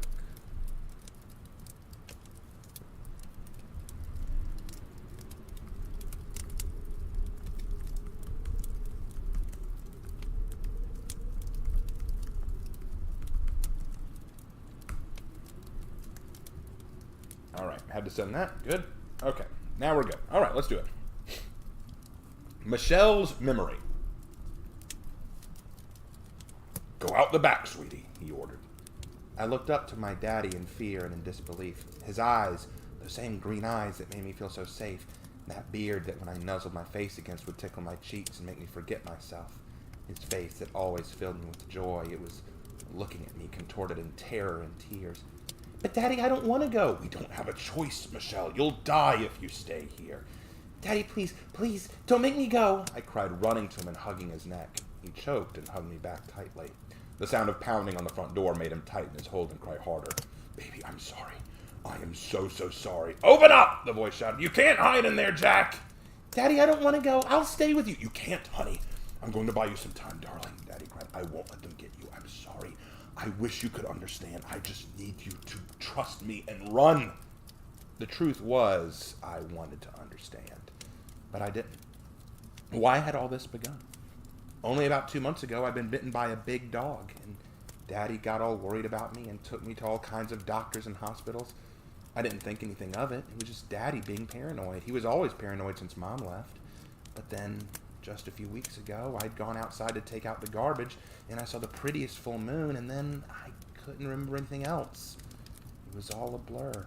Flashes of memories and scenes before my eyes that didn't seem real. Screams and cries of terror. I woke up in a hospital bed covered in cuts and bruises. Daddy was there, and he was crying. I asked him what was wrong, and he said it was nothing. But now, here these people were, trying to break down our door about something. Did Daddy do something wrong? Did I do something? Was it because Daddy was in the army before? I didn't understand. I didn't understand anything. Ever since that hospital trip, someone left angry letters on our door, and Daddy tore up and burned them all. And one man even tried to hit me with some kind of bat, but Daddy stopped him. Why did everyone hate Daddy and me? We said open up, Peters! Daddy, I'm scared, I cried, hugging him tight. Shh, it's okay, Daddy whispered, but I knew he was lying. I always knew when Daddy was lying, like all the times he said Mommy would come home, or when he said the dog bite was no big deal. Daddy wasn't a good liar. Daddy, I don't want to... I squealed when suddenly the door shuddered as the knocking grew louder and pounding. We'll break this door down, Peters. Give us the monster. Don't hurt her, my daddy roared. I cried louder and hugged Daddy hard. Why were they after me? I didn't understand anything. I didn't know what was wrong. Whatever it was, I was sorry. Daddy, I'll tell them I'm sorry. If I tell them I'm sorry, will they go away? No, they won't. You just need to run, get to the woods, and go as far away as you can. But you need to come too. I wish I could, Daddy muttered over the sounds of the pounding. Be strong for me. Be strong. Can you do that? He shoved me towards the back door and stood up. Run! He screamed. Get away from here! At that moment, the door burst open like a bomb had exploded, and a sea of angry neighbors came pouring in. I recognized one. It was nice old Mr. Smith, who lived next door. He always waved at me when I'd walked by, but now he was holding a gun and snarling. And there was Dr. Richardson. He was a dentist in town. He'd fixed my chipped tooth, but now he was holding a rifle. I looked up at Daddy, who was standing between me and them. He reached into the closet and grabbed his old shotgun. Get out of the way, Peters. We know what she is. You stay the hell away from my daughter, Daddy snarled. One step closer and I'll put every one of you in a grave. I screamed. I said run, he bellowed. With a loud cry, I ran out the back porch and into the night. I screamed and covered my ears as I heard gunshots. Was it Daddy that fired at them? Was Daddy hurt? I didn't know. I didn't want to turn around and find out. I wanted to run away. I wanted Daddy to come after me and hug me. I wanted him to tell me it was all right. Even if it was just a lie, I wanted him to say it. I burst out into the woods and ducked behind a tree and cried. I didn't want to look up and see the house. I didn't want to look up and see what was right in front of me. I wanted to cry, and I wanted to stay there until Daddy came to get me, and I didn't even care to look up to see the full moon overhead. A fierce pain burst through my body as the light of the moon cast upon me. I screamed in agony as suddenly changes overtook me. My body was on fire, and I felt a snarling, angry force trying to rip its way out of me. I gripped my body in pain and fought it, but I was losing. I was too weak. I screamed for Daddy to help me. I heard the sound of a wolf. I heard ripping and snarling. I felt my body shifting and reforming, and then all went black. My consciousness was gone. Hey, young lady, are you all right? I opened my eyes to see the sun. I blinked a few times, blinded by its brilliance, and I sat up. Clutching my aching head, I squeaked in shock as I realized I was naked, and I instantly tried to cover myself. Hey, calm down now. Don't get too excited. Where am I? Who are you? Where's my daddy? I looked up and saw a police officer looking down at me, and he had a very concerned look on his face. Now, hold on now. Easy does it, he said calmly. His partner hurried over. She awake? Oh, thank goodness. Think she was part of that riot last night? Riot? What riot? Shut it, Nathans, the younger officer snapped. He looked down his mouth. What's your name? Michelle. Michelle Peters, I answered. All right, Michelle, I'm Officer Adams, but you can call me Jamie, okay? He smiled. He smiled and I nodded, not sure if I should smile back. He took off his coat and put it around my shoulders. How old are you, Michelle? I'm 12, I answered softly. Oh, you're a big girl, Jamie laughed. Can you be a big girl and tell me where you live or where your parents are? I sniffled and shook my head. It's okay now, don't push yourself. Is my daddy okay? Well, what's your daddy's name? He asked. Jack Peters, I answered. Jamie turned to his partner, who began writing something down. He then pulled out a CB radio device and began talking into it. Can you tell me your address? Jamie asked. 114 Residence Street. Jamie paused and he exchanged glances with his partner. Their looks of concern did nothing to calm me. You know where that is? Yes, we do. Michelle, did you see what happened last night? Jamie asked. I shook my head. Daddy told me to run away, so I did. Jamie put his hand on my shoulder and sighed. Michelle, last night, there were a lot of people hurt outside of your house. They were attacked by a wild animal. Did you see any big animals like a bear or a wolf last night? Was Daddy hurt? Oh, we haven't seen your father, he said. His body wasn't found on the scene, so it's likely he's alive. Would you shut it? The girl's been through enough. Daddy is alive? I gasped, jumping to my feet. I need to find him. Now calm down. You can't find him all on your own, Jimmy said calmly, trying to take my hand. But I have to find him. I have to... Hey, Adams, come here a sec. Jamie released my hand and walked over to Nathan as the two began talking in hushed whispers. I closed my eyes, hoping I could hear the conversation. The neighbors were raving about a werewolf in their neighborhood the past few weeks. That's apparently what sparked the riot. Come on, man, don't make up stories. It's not made up. They claim that Jack Peter was harboring a werewolf, and that's why they rioted on their house. What's next? You gonna tell me you think the girl is the werewolf? Look at her. We found her 10 miles from her home, naked as a baby and with no memories of last night. I'm not saying I believe this crap, but we can't rule anything out here. You're crazy, you know that? A werewolf? A werewolf? Was that what this was all about? They had called me a monster back at the house. Dad had been protecting me and telling me to run away. Was it because I was a werewolf? I'd seen The Wolfman with Daddy before. It was a really scary movie about a man who turned into a wolf creature when the full moon was out. And it was then I began to put the pieces together. The hospital, the lapses in memories, the angry mob, even the dog bite. I'm a werewolf, I cried, dropping to my knees. Hey, Michelle, you okay over there? Jimmy asked, walking back toward me. I couldn't stay, so I ran. I sprinted away from him as fast as I could. Wait, Michelle! I drowned him out and sprinted deeper and deeper into the woods, wanting to get away from everything. I ran from them. I ran from my home, but more than anything, I was running from the truth. I was the one who hurt all those people. I was the reason for the riot. I was the reason Daddy was gone. I was a monster. I was a werewolf. It was as if I could feel the monster inside of me laughing at me. I cried for Dad. I cried for him. I knew I had to find him. I needed to find him and tell him how sorry I was and that I understood now. I understood everything now. But why had he protected me? If he knew, if he believed what I was, why did he save me? And where was he now? I screamed his name as I sprint deeper into the forest. For 4 years I stayed in those woods. I hid away in caves and in abandoned garages and hunting cabins, constantly searching and keeping myself distant from humanity until the day might come when I could go and search for my dad. I was scared for a long time, but the wolf instincts within me helped me stay alive. I learned how to hunt, how to survive, and how to adapt. Sometimes I'd sneak into houses and steal food, and sometimes I'd swipe from hiking or hunting parties that came through the woods. But then as I'd get far away as I could so they wouldn't find me and I wouldn't hurt them. But then one day something changed. I'd slipped unconscious after turning into a werewolf, and I found myself awake in a house of all places. It was a cabin, a large cabin, and I was in a large room and in a bed. The air smelled thick with wood and pine. What am I doing here? I demanded. Good to see you're awake. I looked to see a tall, pale man sitting by the door. He had a beard and very comforting eyes. A lot like Dad's. Dad? Oh, I'm afraid not, dear, he sighed. My name is Solomon. Welcome to my home. I found you unconscious outside of my house. Solomon? I muttered. Well, thanks for helping me and all, but I need to get going. Where to?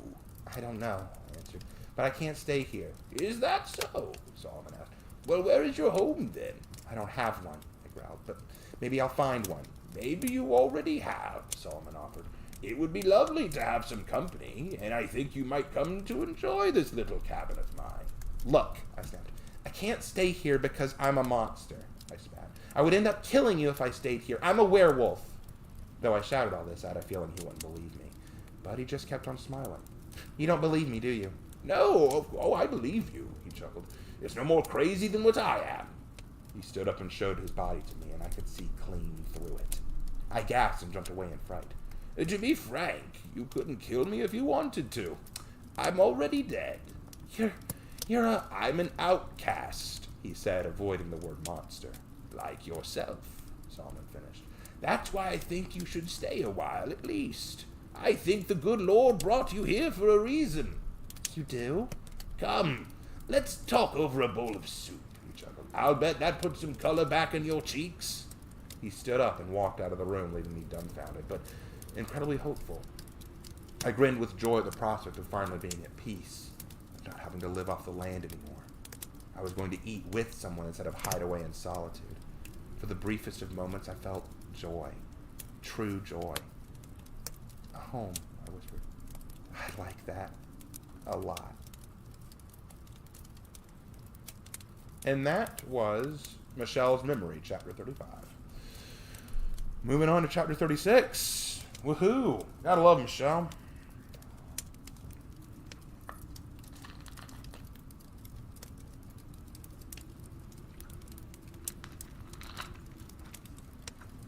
I forget what happens in Chapter 36.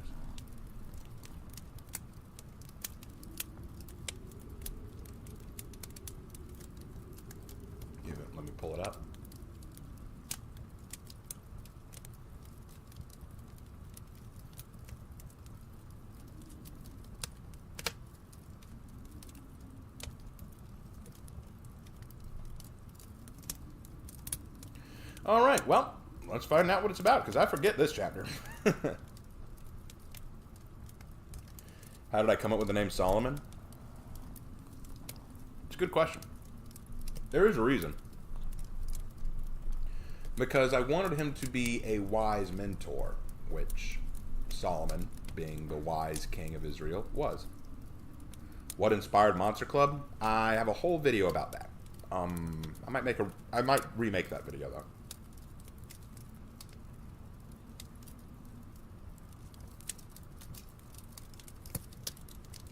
All right, well, let's do it.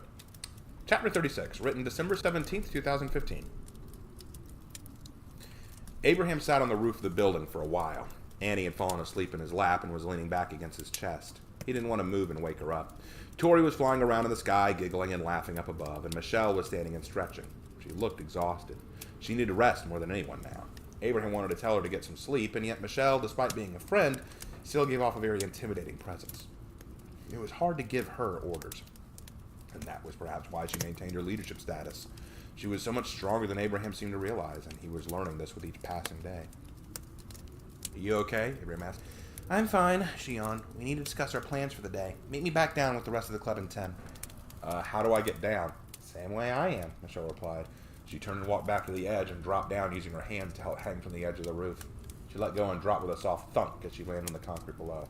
It's not that long a drop. You'll be okay. Ugh, Abraham sighed. He looked down at Annie and patted her head lightly to wake her. She gave a gentle groan and looked up drearily. Huh? We gotta go, Abraham muttered. Wake up. Annie gave a soft nod of understanding and stretched her arms in her left hand, clutching tightly with her stuffed animal, Mr. Blackie. She seemed to go everywhere with the tattered thing, and yet she looked only 11 years old. She seemed too old to clutch a stuffed toy like that. However, to Abraham, it was oddly adorable. He stood and walked to the edge of the building. He held out his hand to Annie, and she took it. How do we get down? She asked. I was on Michelle's back when I got up here. Then I guess you'll go down on mine. Abraham bent down for Annie to climb up, and with a smile, Annie leapt onto his back, wrapping her arms around his neck to hold on. Abraham moved to the edge, already worried about hurting himself or Annie. This is going to be a pain. Hey! Abraham spun around to see Tori landing behind him. Y'all playing a game? No, we're just trying to climb down, Abraham explained. Well, why didn't you say so, silly? Here, I'll give you a hand. She flew up and landed with her talons tightly gripping Abraham's shoulders. She reached out with her hands and took both of Annie's. Then, with powerful beats of her wing, she lifted both up and slowly brought them down to the ground again. Annie let out a squeal as her little boots dangled and finally met the ground. See, nothing to it. Ask before you do that again, Abraham gasped, surprised at how out of breath he felt. He must have been holding his breath as they lowered down. Sorry, just got excited. I gotta go, though. Got my chores and stuff. Chores? Annie asked. Yeah, Tori nodded. Naomi has Mato and I doing chores all the time to keep the place tidy and safe. My job is to do patrols from the sky every 3 hours. And seeing as the sun is now out, it's my time to go. I'll see you when I see ya. With a laugh that reminded Abraham of a hawk, Tori flew off into the sky. Abraham watched her go and smiled a bit. Unlike Naomi and Mato, Tori seemed so much more fun-loving and accepting. It was a relief to know he wasn't hated by everyone here. I like her, Annie giggled. Me too. Now let's head inside. Abraham pulled Annie along as they hurried to meet with the others. Michelle already had the gang gathered together with her in the center, ready to give out their own chores and orders for the day. Seeing Abraham approach, Michelle finally began addressing the Monster Club. All right, guys, so it's painfully clear that we aren't going anywhere right now. We don't have any safe havens to run to, so for the time being, this is our home, Michelle stated.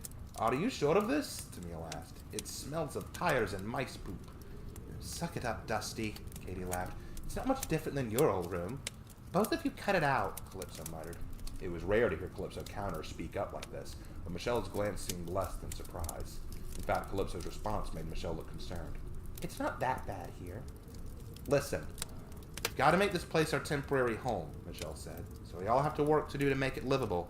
Sarah, I want you to take Annie and set up your tripwire silk around the area, like when Katie had gone missing.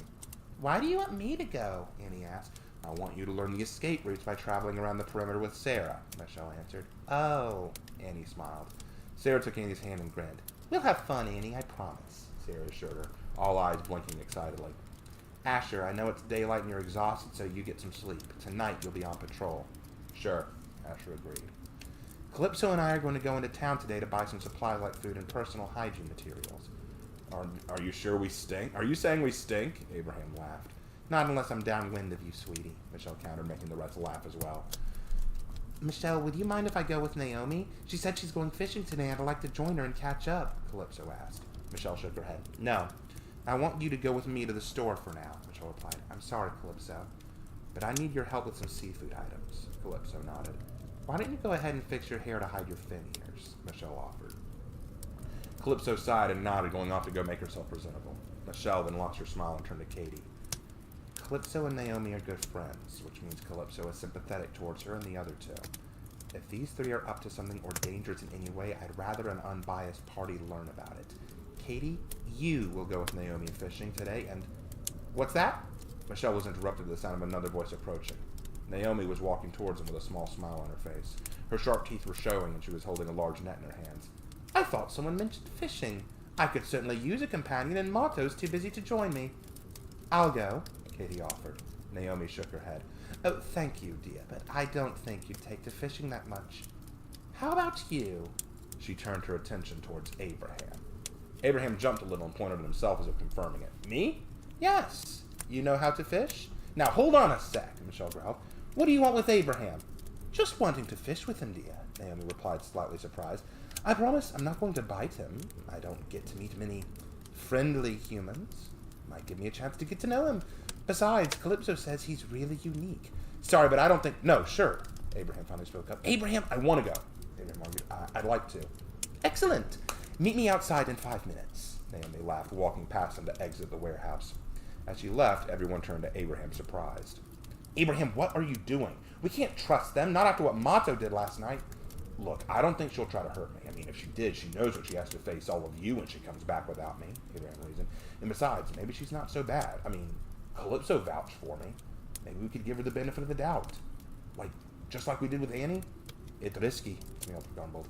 I hear a lot of sarcasm in her voice. She does not like you. I'd prefer it if someone went with you, Abraham, Michelle argued. Yes, I'll go, Katie agreed. You need someone watching your back, Abraham. I don't need a bodyguard, Abraham laughed. I think it'll be okay. We got through Tori, right? I mean, well, okay, maybe we can go through her too. Let him go, Asher agreed. If there's a problem, all he has to do is scream and I'll be able to hear it. Or at least Tamil will with those impeccable ears of his. Here you go to sarcasm too, Asher, Tamil snapped. Either way, she may not be our friend, but I don't think she's our enemy either, Asher stated. Abraham nodded his agreement. I'll be careful, I promise, Abraham assured them. Michelle finally sighed and nodded her head, giving a smile. I trust you, Abraham. I just don't trust them. Michelle muttered. Fine. If you think you can handle it, stay safe. Ready to go? Naomi asked, seeing Abraham exit the warehouse. Abraham nodded as she began walking towards the forest. There's a lake not far off where we do our fishing. A river runs into that lake, and a lot of fish like to stay close to that spot where the two meeting because the river brings food in from upriver. Sounds like a good plan to me. Don't know much about fishing, Abraham agreed. The two walked in silence for a bit, making no sound as they did. Abraham was beginning to feel more and more awkward and anxious the more they traveled.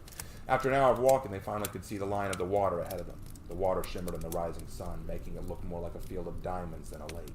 However, the smell of water was intoxicatingly pleasant, making Abraham almost forget his present company. So, now that we're alone like this, why don't you answer me a question? Naomi offered, turning to face him, a scowl on her face. What are you after? Huh? You're after something. What do you want? Fish? I mean, didn't you invite me on? Oh, Jesus, you're slow. What the hell are you doing with that group of monsters? Why are you traveling with them? What are you hoping to gain? She snapped. Abraham paused a moment and shrugged. I'm not after anything. The club took me in when I had no one else to go and made me a part of the family. I helped them like they helped me. Oh, yes, maybe in a perfect world I'd buy something that romantic, but forgive me for being a skeptic, Naomi scoffed. Abraham couldn't hide the sneer on his own face. Look, I know you don't like me. I mean, that's pretty obvious. But why? What have I done to you? Nothing. Yet, anyway, Naomi growled, walking towards the lake again. But you're right. I don't trust you, and in my opinion, you shouldn't even be here. Calypso doesn't mind me being here, and neither does the rest of the club. Calypso is foolish. She doesn't understand the true nature of humanity, despite constant proof. And as for your club, I can tell none of them have been this very long. Your leader, Michelle, is it? She's the only one who I can tell has a firm head on her shoulders as far as caution and understanding goes, and even she trusted you, which is a true lapse in judgment. And what is the true nature of humanity? Abraham asked. Deception, Naomi hissed. Humans are a weak and pitiful species. They're pathetic. They have no strength to speak of, and they know it. That's why they lie and cheat each other, going into countless wars, creating all new and inventive ways of bringing death to one another. What good can come from trusting such despicably weak creatures? Abraham simply stared at her. The woman before was unlike any of the other club members. Her opinion on humanity was not built on fear or past experience. It was just sheer superiority and distrust. Naomi, I'm not like that. I promise. Oh, maybe not, Naomi muttered. But I don't believe in promises. I believe in actions. And I still can't help but wonder why you choose to help the club of monsters you're with now. Aren't you afraid of them? Well, yeah, at first. Sure. But they opened my eyes, you know. I don't see them as monsters anymore. They're my family. Oh, cute, Naomi grumbled. I really hope you mean that, human. Because that sounds like a whole lot of wishful thinking. A human living with monsters. Well, what can I do to prove to you that I mean what I say? Abraham asked. She rounded on Abraham again, taking off her shirt, her naked body being exposed. Abraham blushed and leapt back in horror. What the hell are you doing? Oh, calm your perverted mind. I don't like getting my clothes wet for swimming, Naomi snapped. Just look away if it bothers you. Abraham quickly turned his back on her, blushing furiously and trying not to think about what he'd seen. And to answer your question, I don't know. Abraham heard the water sloshing and knew that Naomi had walked into the lake. Still, he didn't turn around. You don't? Look, it's not that I don't want you to prove me wrong. Honestly, if by some miracle you could reveal to me that you're something special and that humanity is redeemable, that'd be wonderful. But I have never seen any evidence to the contrary, and every human I have ever encountered has only had evil and nefarious desires in mind. Can you prove that humanity is not so pathetic? No, I don't think I can, Abraham answered. Well, there's a shred of honesty in you, after all, it seems, Naomi grumbled. But I can prove to you that I'm not like those humans that you don't trust, Abraham retorted. There was a long pause and then a chuckle. I highly doubt it. Just stay out of my way, human. My name is Abraham. Naomi didn't answer. Abraham heard a loud splash and finally turned to see that Naomi had submerged below the water, dragging her net down with her. Abraham silently hoped he could get through to her the same way he'd gotten through to Katie and Michelle, but deep in his heart he knew that Naomi was different than they were. Hers was not a matter of caution or of even past fears. Naomi was a creature of principle, and her opinions toward humans seemed concrete. Abraham silently feared that there was nothing he could do to change this shark's mind.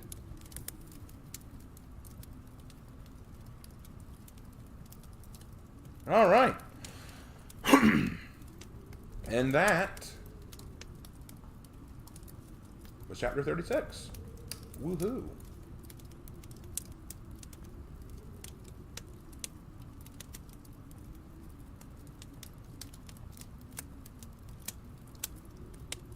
All right. And now it's time to move on to Shogun of Crime. I messaged Daniel already letting him know that we were going to be doing it, but I haven't heard from him, so he'll just have to catch it later, unfortunately. I'll get on him tomorrow. I work with him tomorrow. I'm going to say, dude, what gives, man? Let's pull up the Shogun of Crime image that we've been using.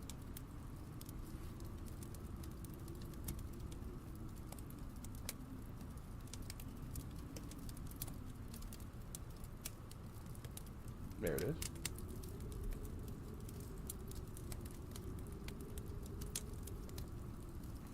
All right.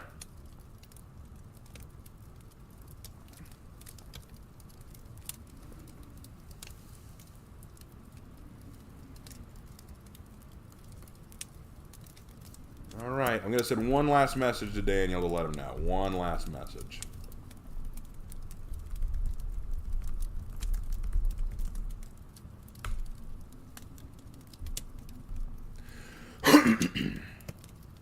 Oh, whoa, $50 from Goo? Oh my gosh. Well, love you too, man. Thank you so much. That means so much to me. Man, that is awesome, dude. Thank you.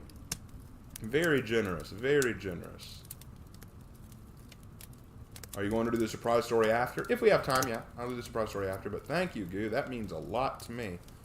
I think we have more people watching my reading stream tonight than ever. Like 24 people. That is really awesome. Thank you all for coming. Did Mato attack Abraham? Earlier on, yes. Oh, this is one. It's always nice to have people who donate. You know, it doesn't happen often. So thank you, man.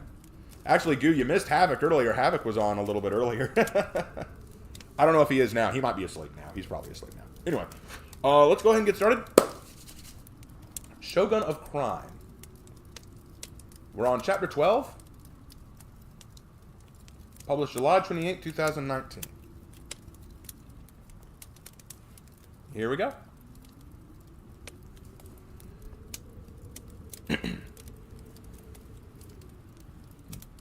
When she was little, Oichi had been taught how to play strategy board games like chess, shogi, go, and makruk.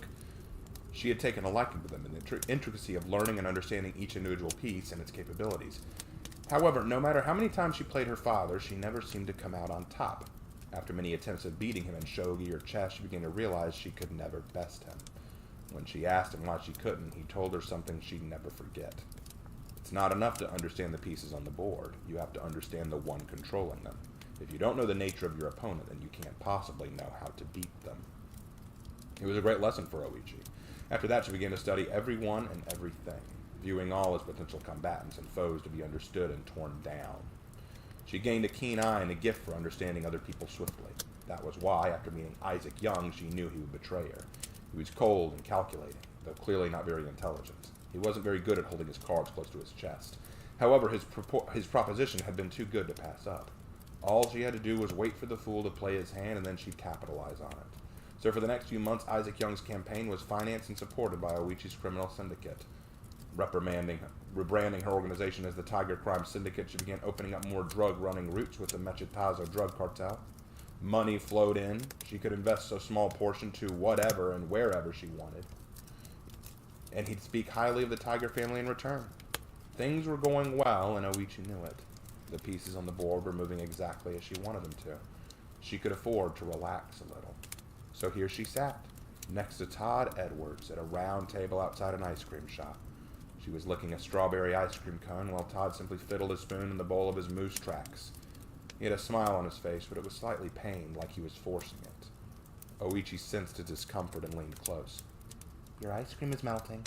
Oh, sorry. He quickly tried to act interested in his ice cream, but Oichi just giggled. And don't be sorry. Tell me what's got you so down. I'm not down. Indeed.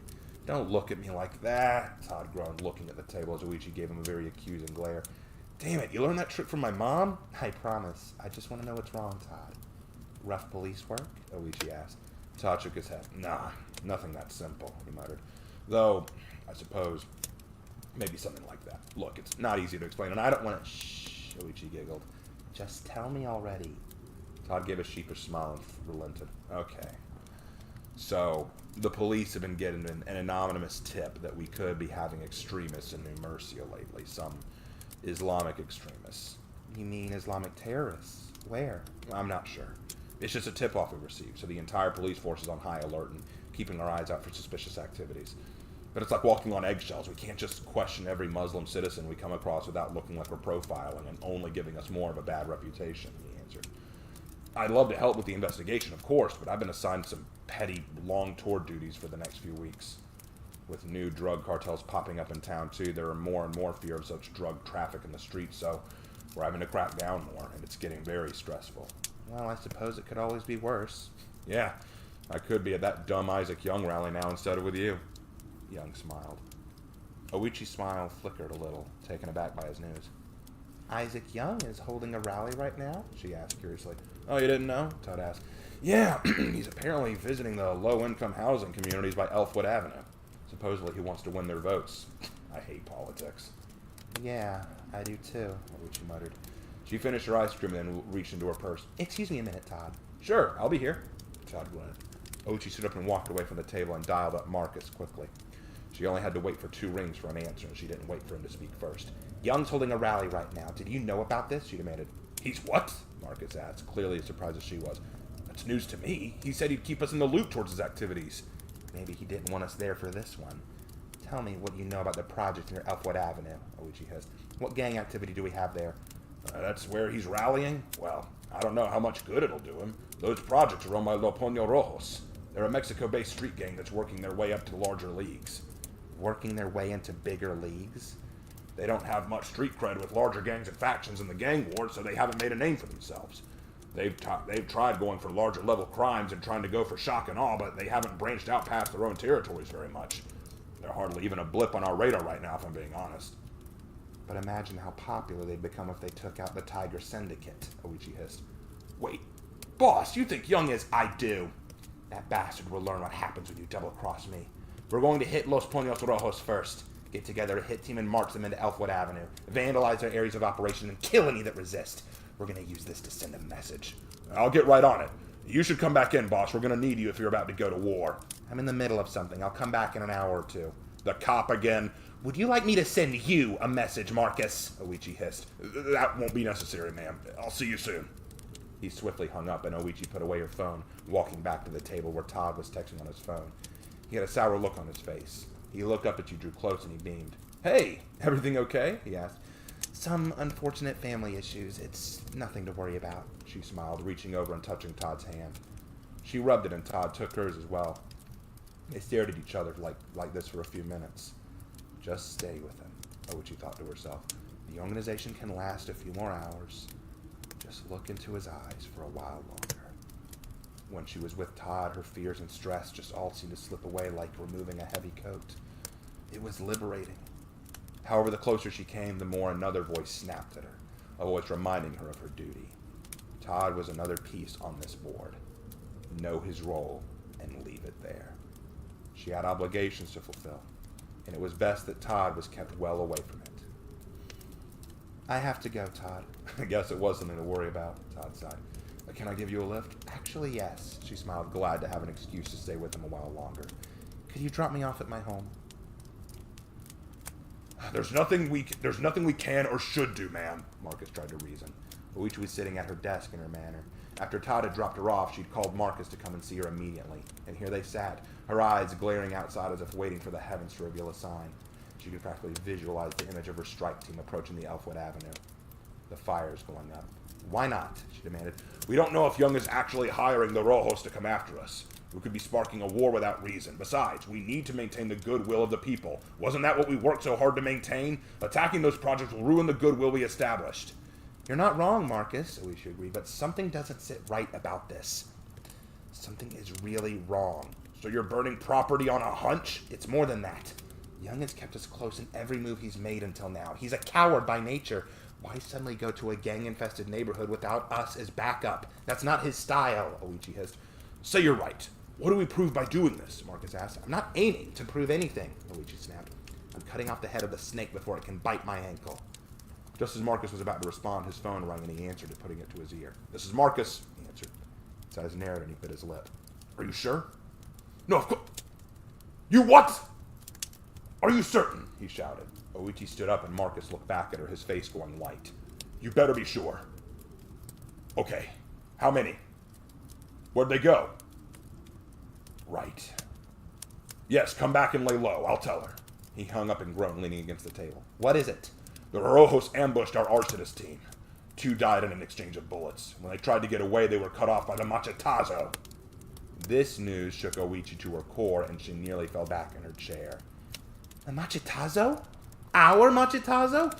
They had the cartel tattoos and carried the machetes that their enforcers are known for. The only 3 survivors swear by it. They're heading back to one of the warehouses to lay low. Oichi let out a shriek of fury and slammed her fist on the desk, her teeth grit and her eyes blazing. Traitors! Fucking traitors! She screamed. I'll paint the goddamn street with their blood! Ma'am, we need to be calm. Send an order to all of our drug warehouses to tighten their defenses and arm themselves. The Machetazo know every drug house we have and will probably start hitting them hard. Of course. What about you? I need some time to think. A war with one street gang is one thing, but traitors. Traitors I will not abide, she snarled. As Marcus walked out of the room, Oichi leaned down on the desk and covered her head, trying hard not to lose her temper. Life is not a chessboard. Pieces don't suddenly turn around you sporadically. She'd been sloppy. She'd grown too used to complacency.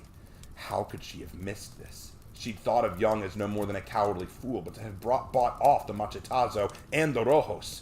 He likely used Tiger Syndicate funding to pay for this mutiny. Oh, that bitter irony, that Oichi likely paid for her own execution. Her fingers clenched and unclenched several times as she thought about the mistakes she'd made and the mistake Young had made in crossing her.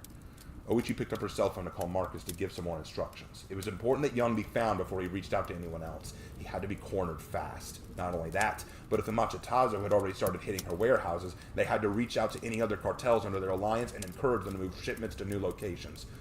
But she was finding it hard to trust anyone now. Who was left? Many of her own lieutenants would see this as an opportunity to discredit her and push her to step down.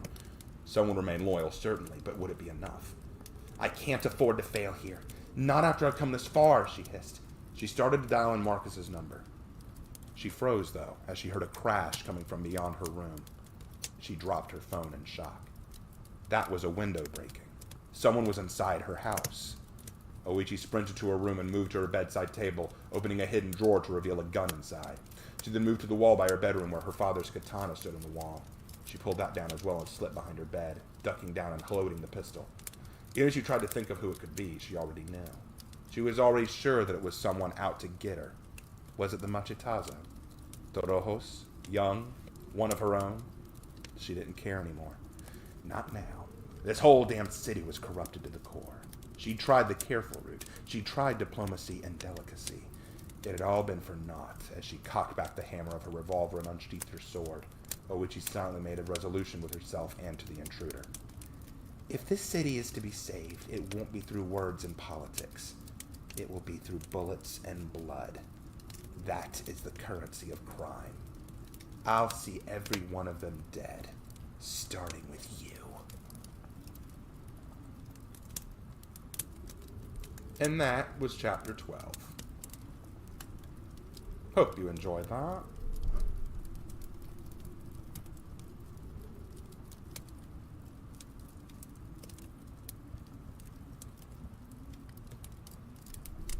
All right.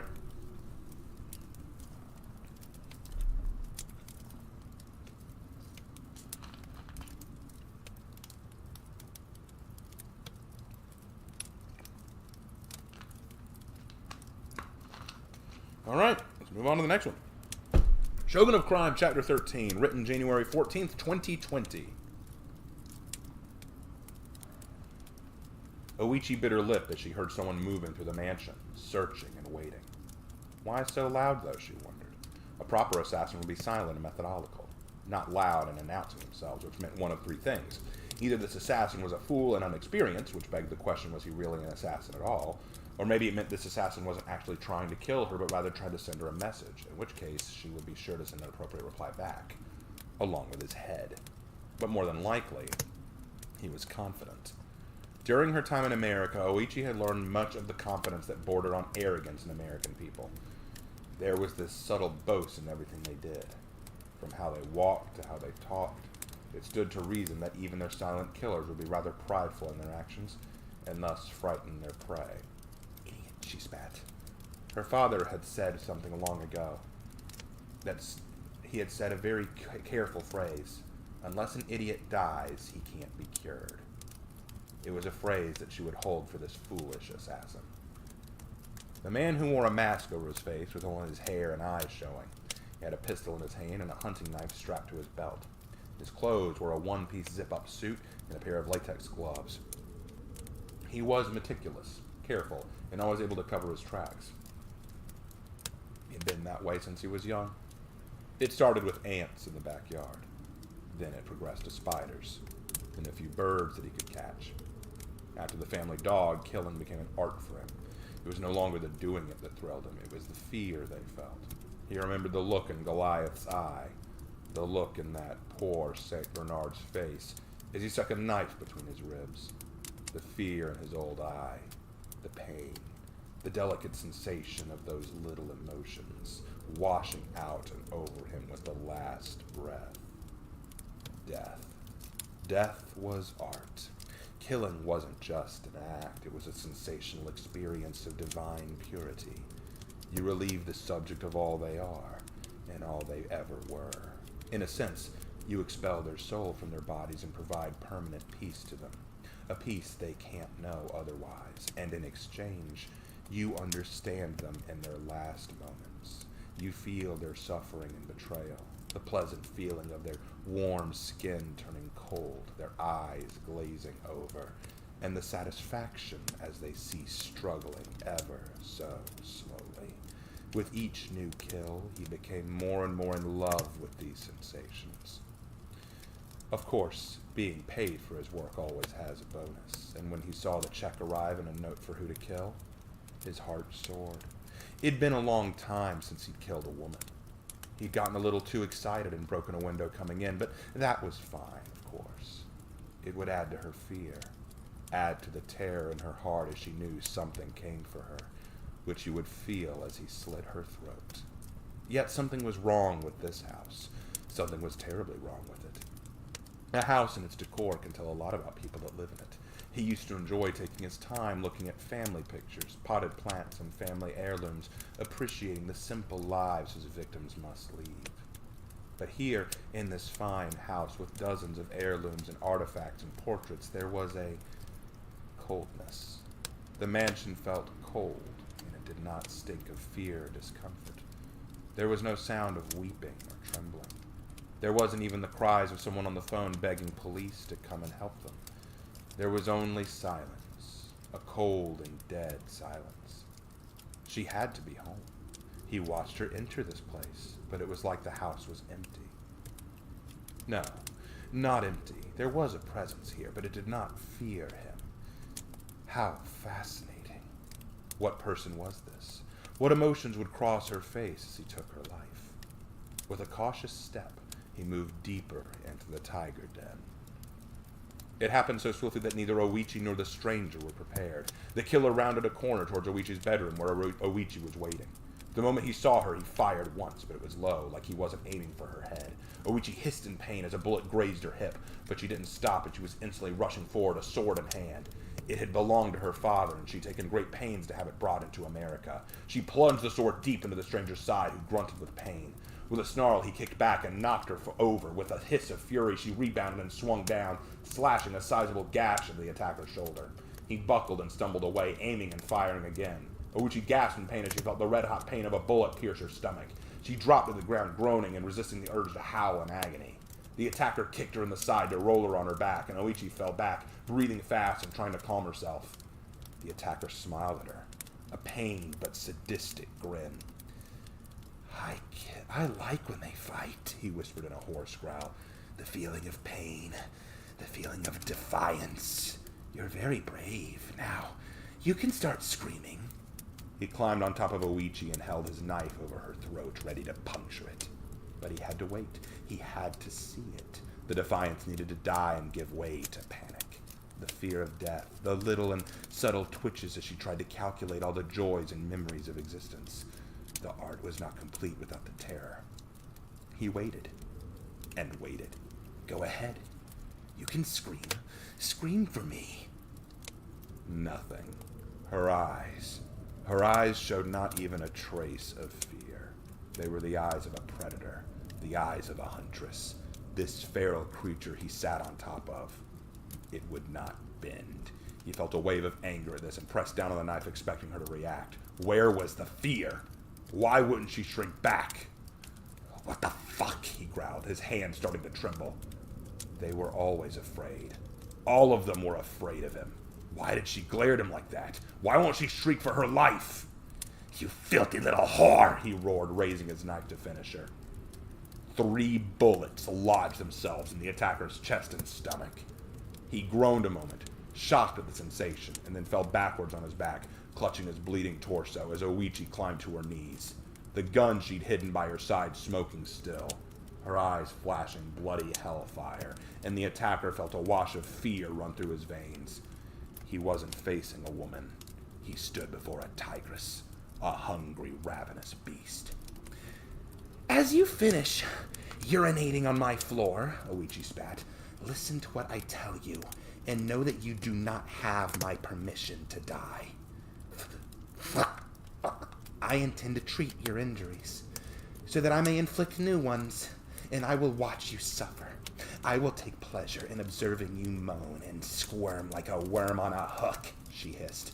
And at last, when you grow so used to the pain you start to enjoy it, I'll make you suffer yet again by cutting off your head and ending your wretched, meaningless life. She lifted the tip of her sword and stuck it ever so slowly into his crotch. Now, you can start screaming for me. Scream! She snarled at him. When Marcus arrived at Oichi's home, there was an ambulance and police cars with sirens wailing, but none as loudly as the bloody man they were carting out in the back of the ambulance. Marcus didn't give him a second glance. He looked horrific and not like anyone he knew. Instead, he focused on the one medical crew helping a young woman in the back of their truck. He rushed to her, and seeing that it was Oichi, he gasped in horror. "Oichi, Miss Taiga, what happened?" She grimaced and shook her head. I promise I've seen worse. I was careless. "Is anything we should be worried about?" "I'll ride with you," he offered. Don't bother, she answered quickly. I need you to contact our associates. See the damages we sustained from what happened. "That's what I came to talk to you about, but clearly it can wait," Marcus grumbled. "This is far more devastating. Why didn't you kill that man?" Whoever hired him needs to be found. I want him alive, Marcus. "I'll do some digging and see what he got up on him," he assured. "Is there anything else?" Oichi paused a moment and then thought, and then her ferocious eyes that always seemed to crave blood softened. A melting expression came on her face. Todd doesn't know. "Todd?" The officer I've been dating. Please, could you pass on the news that I'm unable to meet him tomorrow night? Marcus' concerned expression faded. "Do it yourself. Won't you think it's odd if I pass that information on for you?" he asked. Good point. And I'd really like to visit him. Think he'd come see me in the hospital? "Boss, with all due respect, your relationship with this cop is insanity." Your point is noted, Marcus. Thank you. Oichi growled as she was finally lifted onto the ambulance and the doors closed behind her. Candidate Isaac Young sat in his campaign office accepting calls, both negative and supportive. He felt relaxed, calm. Things were going his way now. In a single rally, he'd gathered a few dozen votes and also managed to take care of all the problems that were riding his shoulders. One specifically that he'd been concerned about since he forged that agreement with her. Now that should have been dealt with. He'd be getting a call any time now. He heard his phone ring, and with a smile, Isaac checked his phone and answered, trying to hide his excitement. "So, it's done?" he asked. It's done all right. The voice froze his blood. It curdled his guts. Isaac nearly dropped the phone he was holding as his hands began trembling violently. How did she get this phone? "Miss Taiga!" I hate politics, Mr. Young, and I hate politicians. I knew you'd betray me at some point, but I admit I didn't expect you to pull a stunt like this. I congratulate you on crippling my industry significantly. You set myself and my associates back quite a bit. "Miss Taiga, I don't think I know what you're talking about." But see, it seems you made one slight mistake, Oichi continued, cutting off Isaac. You entered into a battle of wits, and you came very unarmed. What was your plan, Mr. Young? Did you think that just killing me would bury the Taiga Syndicate? Even if your little coup did work, did you think your new drug cartels would just quietly disappear into the ether and not demand of you the same things we have? You played with fire, Mr. Young. You were very stupid. Surely we can come to some sort of arrangement. You seem a reasonable woman, Miss Taiga. You have nothing I want, Mr. Young. You're of no more use to me. That's not true. If I'm elected, I can... Elected? Mr. Young, I don't think you understand your situation. There was a long, cold pause on the other end of the line. You're such a fool. Killing you would be a mercy. You're going to... No, don't kill me. I won't kill you, Mr. Young. I don't need to. There are better ways to destroy a man. Like the testimony of a known psychopath who received money to kill an innocent woman from a mayor candidate. Evidence of known under-the-table payouts to crime families and syndicates to secure votes. Killing you simply ends your suffering, Mr. Young. I intend to drag your name, your reputation, your family, your whole fucking world through the mud. And then I'll bless you with death. I'll kill you! You tried that already, Mr. Young, and you failed. And now you will pay for that error. If you have any nerve in that worthless brain of yours, you'll go ahead and throw yourself off the roof of the nearest building and end it quickly. Otherwise, I will not be so merciful. Please, Miss Taiga, don't do this to me. I beg you. You're a fool, Isaac Young. And as my father would say, there is no cure for fools except death. The question is, how long will you live with your illness before you cure yourself, Mr. Young? I'll let you be the one to decide that. The phone went dead.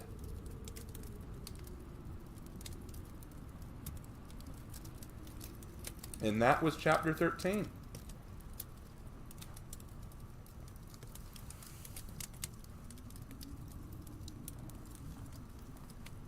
So, how do y'all like Goichi? She is so badass. God, I love her.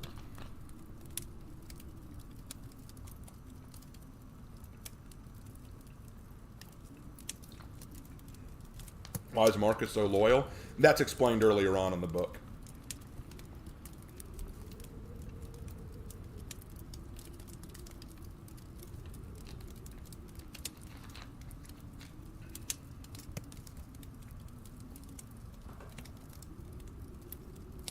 All right, well, we don't have a lot of time, so what I'm going to do, I'm going to read the next chapter of Shogun of Crime, chapter 14, because I do not have a lot of time, and Lark is going to be calling me any minute to go meet up with him. So let's go ahead and get started. We're going to do Shogun of Crime, chapter 14, and that will be it. For tonight, anyway. All right, folks, here we go. Shogun of Crime, chapter 14, written February 29th, 2020. Sitting in the hospital bed felt like its own degree of prison for Oichi. She looked out the window by her bed at the city from her 5th floor window. She had plenty of money from her late husband to spend on the more luxurious accommodations, and yet it still felt too constricting. She felt like the white, clean walls were a little too judgmental. The pressed and itchy bedsheets were too thin. The feathered pillow crunched when she rolled her head. It should all have made her feel comfortable, but she currently felt anxious and unnerved. The near-death experience with that serial killer had shown her how vulnerable she was now, and also how treacherous even her allies could become. She knew Young would betray her, but even this had gone beyond her notice. Miss Taiga, Marcus whispered, are you all right?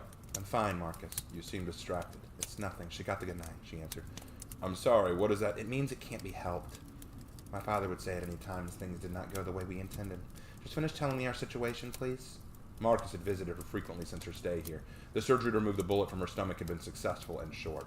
She'd only have to stay another day or two, and then she'd be released. But business does not wait. Marcus would regularly keep her up to date with the syndicate's current standing, and it usually wasn't good. 3 of our drug warehouses were ransacked, and the product inside was destroyed. We're taking a couple $100,000 in losses. Our arms dealers managed to stay out of the way, but they're being secretive and discreet right now. It'd be dangerous to start moving openly again while we're still dealing with potential turncoats. Turncoats? Oichi asked. It's a Western phrase. It means traders. I like it. Has a lovely ring for such a disgusting term. Marcus paused, uncertain how to interpret that response. Was she making a joke or warning him not to bring up the incidents that just happened? He didn't want to risk it, so he moved on. As for our ties to the cartels, only one is still loyal. The others are shaken. I think they see us as questionable. We'll change their tune in time.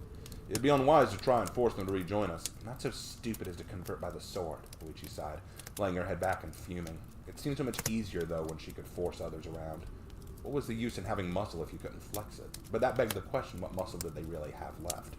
Young had been a fool, but his actions had crippled the business considerably. She'd actually smirked when reading about his suicide in the newspaper. Speaking of which, there's something else I want to talk to you about, Marcus spoke up. There's a youth activity center in one of our controlled districts. It's largely a place for Muslim youths to find social activities, but we have substantial evidence that it's a breeding ground for some Islamic extremists, terrorist activists, Oichi shrugged. I'm not going to chase after a group of religious radicals right now. Marcus didn't stop, though. He pulled up in his chair and started pulling a few photos from his jacket pocket. Normally, man, I would agree with you, but there's more than just that. One of our territories of protection has been dealing with harassment from some of those radicals. A religious war? Something like that. But the territory has plenty of Muslim families also suffering from those radicals. Oichi's eyes narrowed darkly. Infighting amongst the Islamists? That would be a problem for the community. That's not the issue we have either. It's the MCP. MCP? Muslim Community Patrol. They're a self-proclaimed defense group who act like police officers but only work within this Muslim community. They become a gang in their own right, muscling in on non-Muslim properties and bullying more moderate Muslim families. Boss, these families pay us for protection. They've appreciated the safety we provide. If we don't do something... Contact the police. Can't they do something about this nonsense? Oichi asked. We're not exactly in a fit state to wage war with the MCP, or with a supposed religious radical group. Marcus nodded darkly, but nudged the photos forward anyway. These are some of the more recent actions. Oichi took up the photos to look. The first few were nothing serious. Broken shop windows and Quran verses spray painted on cars and walls. There was one burning car and what looked like a threatening message on the sidewalk, but as the pictures became more graphic, Oichi's eyes widened. A woman beaten savagely. An old Jewish man bloodied in on the ground. There was even what looked like frighteningly a dead man covered in bruises and cuts as if he'd been stoned. Marcus nodded. His name was Jackson Fletcher. He was a homosexual. Okay, so maybe they're rabble-rousers. Can't the police handle this? I feel for these people, but... The police have tried, but there's not much they can do. You know, the hashtag not all Muslims. What the hell does that mean? It's a trend that's popular these days. When there's a Muslim crime, the community rushes to their defense before anyone generalizes all Muslims are terrorists or violent. You can't be serious. The police can't touch them for publicity reasons? Oichi gasped. That's why I brought it to your attention, man. If the police won't touch it. Let me think about what to do, Oichi finally nodded. Maybe winning over some favor back from the community will help the family in the long run. We can't afford to go storming a youth center without reason, but we also can't ignore these people we promised to look out for. Marcus gave a relieved sigh. I'll do some digging to figure out what would be the best course of... He was interrupted by a knock at the door. The door opened and Marcus stood up while Oichi sat up straighter in surprise. There, sitting in his police uniform and looking rather professional and handsome, was Todd. He looked at Marcus and gave him a polite nod. Good afternoon, sir. Are you... A friend of Miss Oichi, he said, frowning and excusing himself. I was just leaving. Oichi gave a polite bow to him as he marched past, his displeasure apparent. As he closed the door behind him, Marcus hurried to Oichi and sat down across from her. Todd hurried to Oichi and sat down across from her, taking Marcus's old seat. How are you feeling? Are you still sore? I know what it's like to take a bullet. You just visited me this morning. Don't you have a duty? Oichi teased, giggling excitedly, secretly glad he was here. I can take a break, come on. My partner will understand a detour for someone like you. He leaned close and planted a kiss on Oichi's head, sending her heart spiraling into a swelling sea of glee. She had to stop herself from squealing like a little girl. Aw, you worry too much, she laughed. Said the lady who was nearly killed. We've got the killer in custody. He's likely a suspect for a string of serial murders. We'll break him before long, and it's all right, Todd. He didn't kill me. I'm all right, she smiled. In truth, she wanted Todd not to focus on the killer, whoever he was. If Todd dug too much into him, he'd spill why he was there to kill her, and that was a secret she wasn't ready for Todd to hear. Let's not worry about it now, okay? Todd gave a grunt of disapproval, but nodded all the same. She sat up slightly to lean closer. There was something about being closer to Todd that made her happy, a sensation she both loved and despised. How come some single man, a police officer no less, sparked such feelings in her? And yet she couldn't deny them. Marcus was right not to like this relationship. It went against everything she was and stood for, but it was not her choice to make who she fell for. Could she live with this? Could she keep this game going and her syndicate at the same time? As the two began to talk of other things, suddenly Todd's radio came on and began to speak. Hey Todd, we got a call of assault and battery 6 block from here. Let's get going. Todd groaned, but answered. Is it near the Divine Youth facility again? The report was called in from Al-Zahara Avenue, only a few miles away, so you do the math, Chief. Todd groaned. 10-4. He turned off the radio and stood up. Sorry, hon, I gotta go. What's with the Divine Youth facility? Oichi asked curiously, though a part of her suspected the answer. It's no big deal. Just every few days we get some kind of call-out vandalism or assault within a few miles of that place. We suspect some childish pranksters who frequent it, but until now we can't prove anything, and the brass won't let us near the place. Sounds like more than pranksters to me if we're talking assault, Oichi frowned. Todd, you mentioned the other day that there's been a rise in potential terrorist activity in the city. Does this have... No, I should have mentioned that to you. That's stuff you can't talk about openly. Todd cautioned, silencing her. Listen, it's nothing you need to worry about. You get released soon, right? Let's have dinner the night you're out and we can talk and just have a wonderful time together. I don't want you stressing over this. As he kissed Oichi's cheek and walked out the door, Oichi's eyes narrowed darkly. Can't talk openly, Oichi hissed. Then maybe it can't be solved openly either. I'm sorry, Todd, but I think I need to look into this myself. She reached for her phone and began dialing. Marcus, she said quickly, there's been an incident in Al-Zahara Avenue. Police suspect it has to do with that youth facility you mentioned. Todd wouldn't mention anything, but I think there's more to this than even you mentioned. Any particular reason you think that, ma'am? On our last date, Todd mentioned a growing concern of terrorist activity. I tried to bring it up to him now, but he quickly shut me down, saying it wasn't something we could discuss openly. Why bring it up one night, then quiet about it later? Probably didn't want to worry you. Maybe, but there's more to it than that. He said the police can't touch the facility. Too much red tape and publicity problems, like you said. But Todd is sure it's originating from there, and if he's concerned about terrorist threats, rising in terror activities... What are you suggesting, ma'am? The longer we sit on this information with no one acting, the more likely something worse than a few beat-up civilians will take place. Arrange a meeting with myself and the facility coordinator. I want a word with him. I can do that, ma'am. In the meantime, we need to run damage control. Check on our properties and supporters in the local neighborhoods and apartment complexes. Make sure they're all right. If we're going to pull ourselves back from the brink, we need social support as much as we need better security. Well, I've got some trusted associates on that, but Miss Taiga, I should point out that even if we win the support of the community, there are plenty of other criminal organizations and gangs in the city waiting to pounce on us. Our little incident has made us way too vulnerable. A community of civilians can't be protected if we can't protect ourselves. Marcus pointed out wisely. Oichi leaned back and stared out the window again, thinking on this truth. When she first came to the city, she knew it was sick, dying from a festering plague of corruption and criminal infighting. She kept the violence she caused to a minimum, working hard to restore the family organization she'd inherited. She built strong ties in the community and had won the favor of the populace, and yet she'd been blind. She'd nearly lost everything because of her inability to anticipate treachery, her inability to look untouchable. That had to change. It was as her father had told her as a little girl. Miss Taiga? A tiger mother must handle her cubs with care and with affection, firm but loving. However, should the mother show weakness, her cubs will become prey. Therefore, the tiger cannot show weakness, even around her cubs.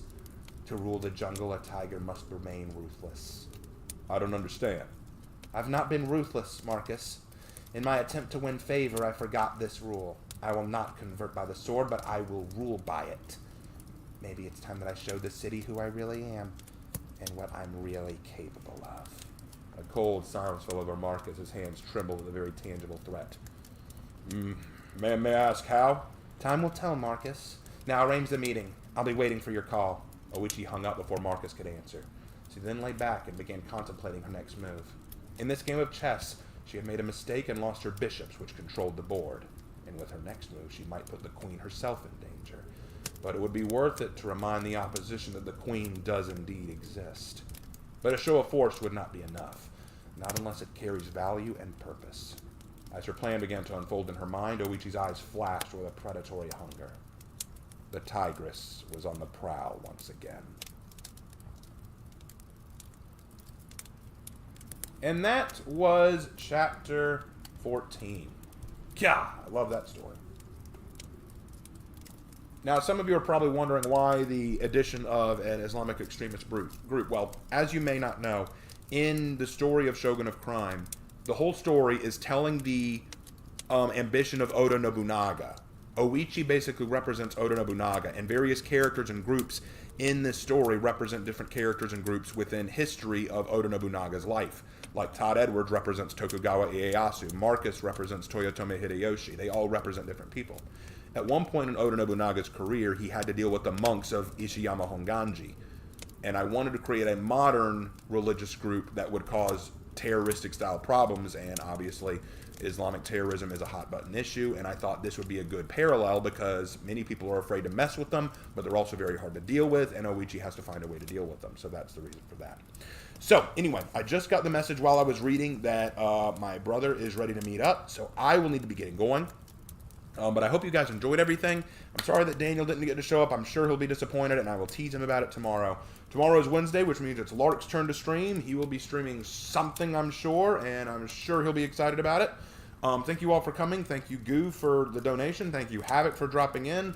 You all are awesome. You all are great. Thank you so much. And as always, I will see you in my next video. Take care.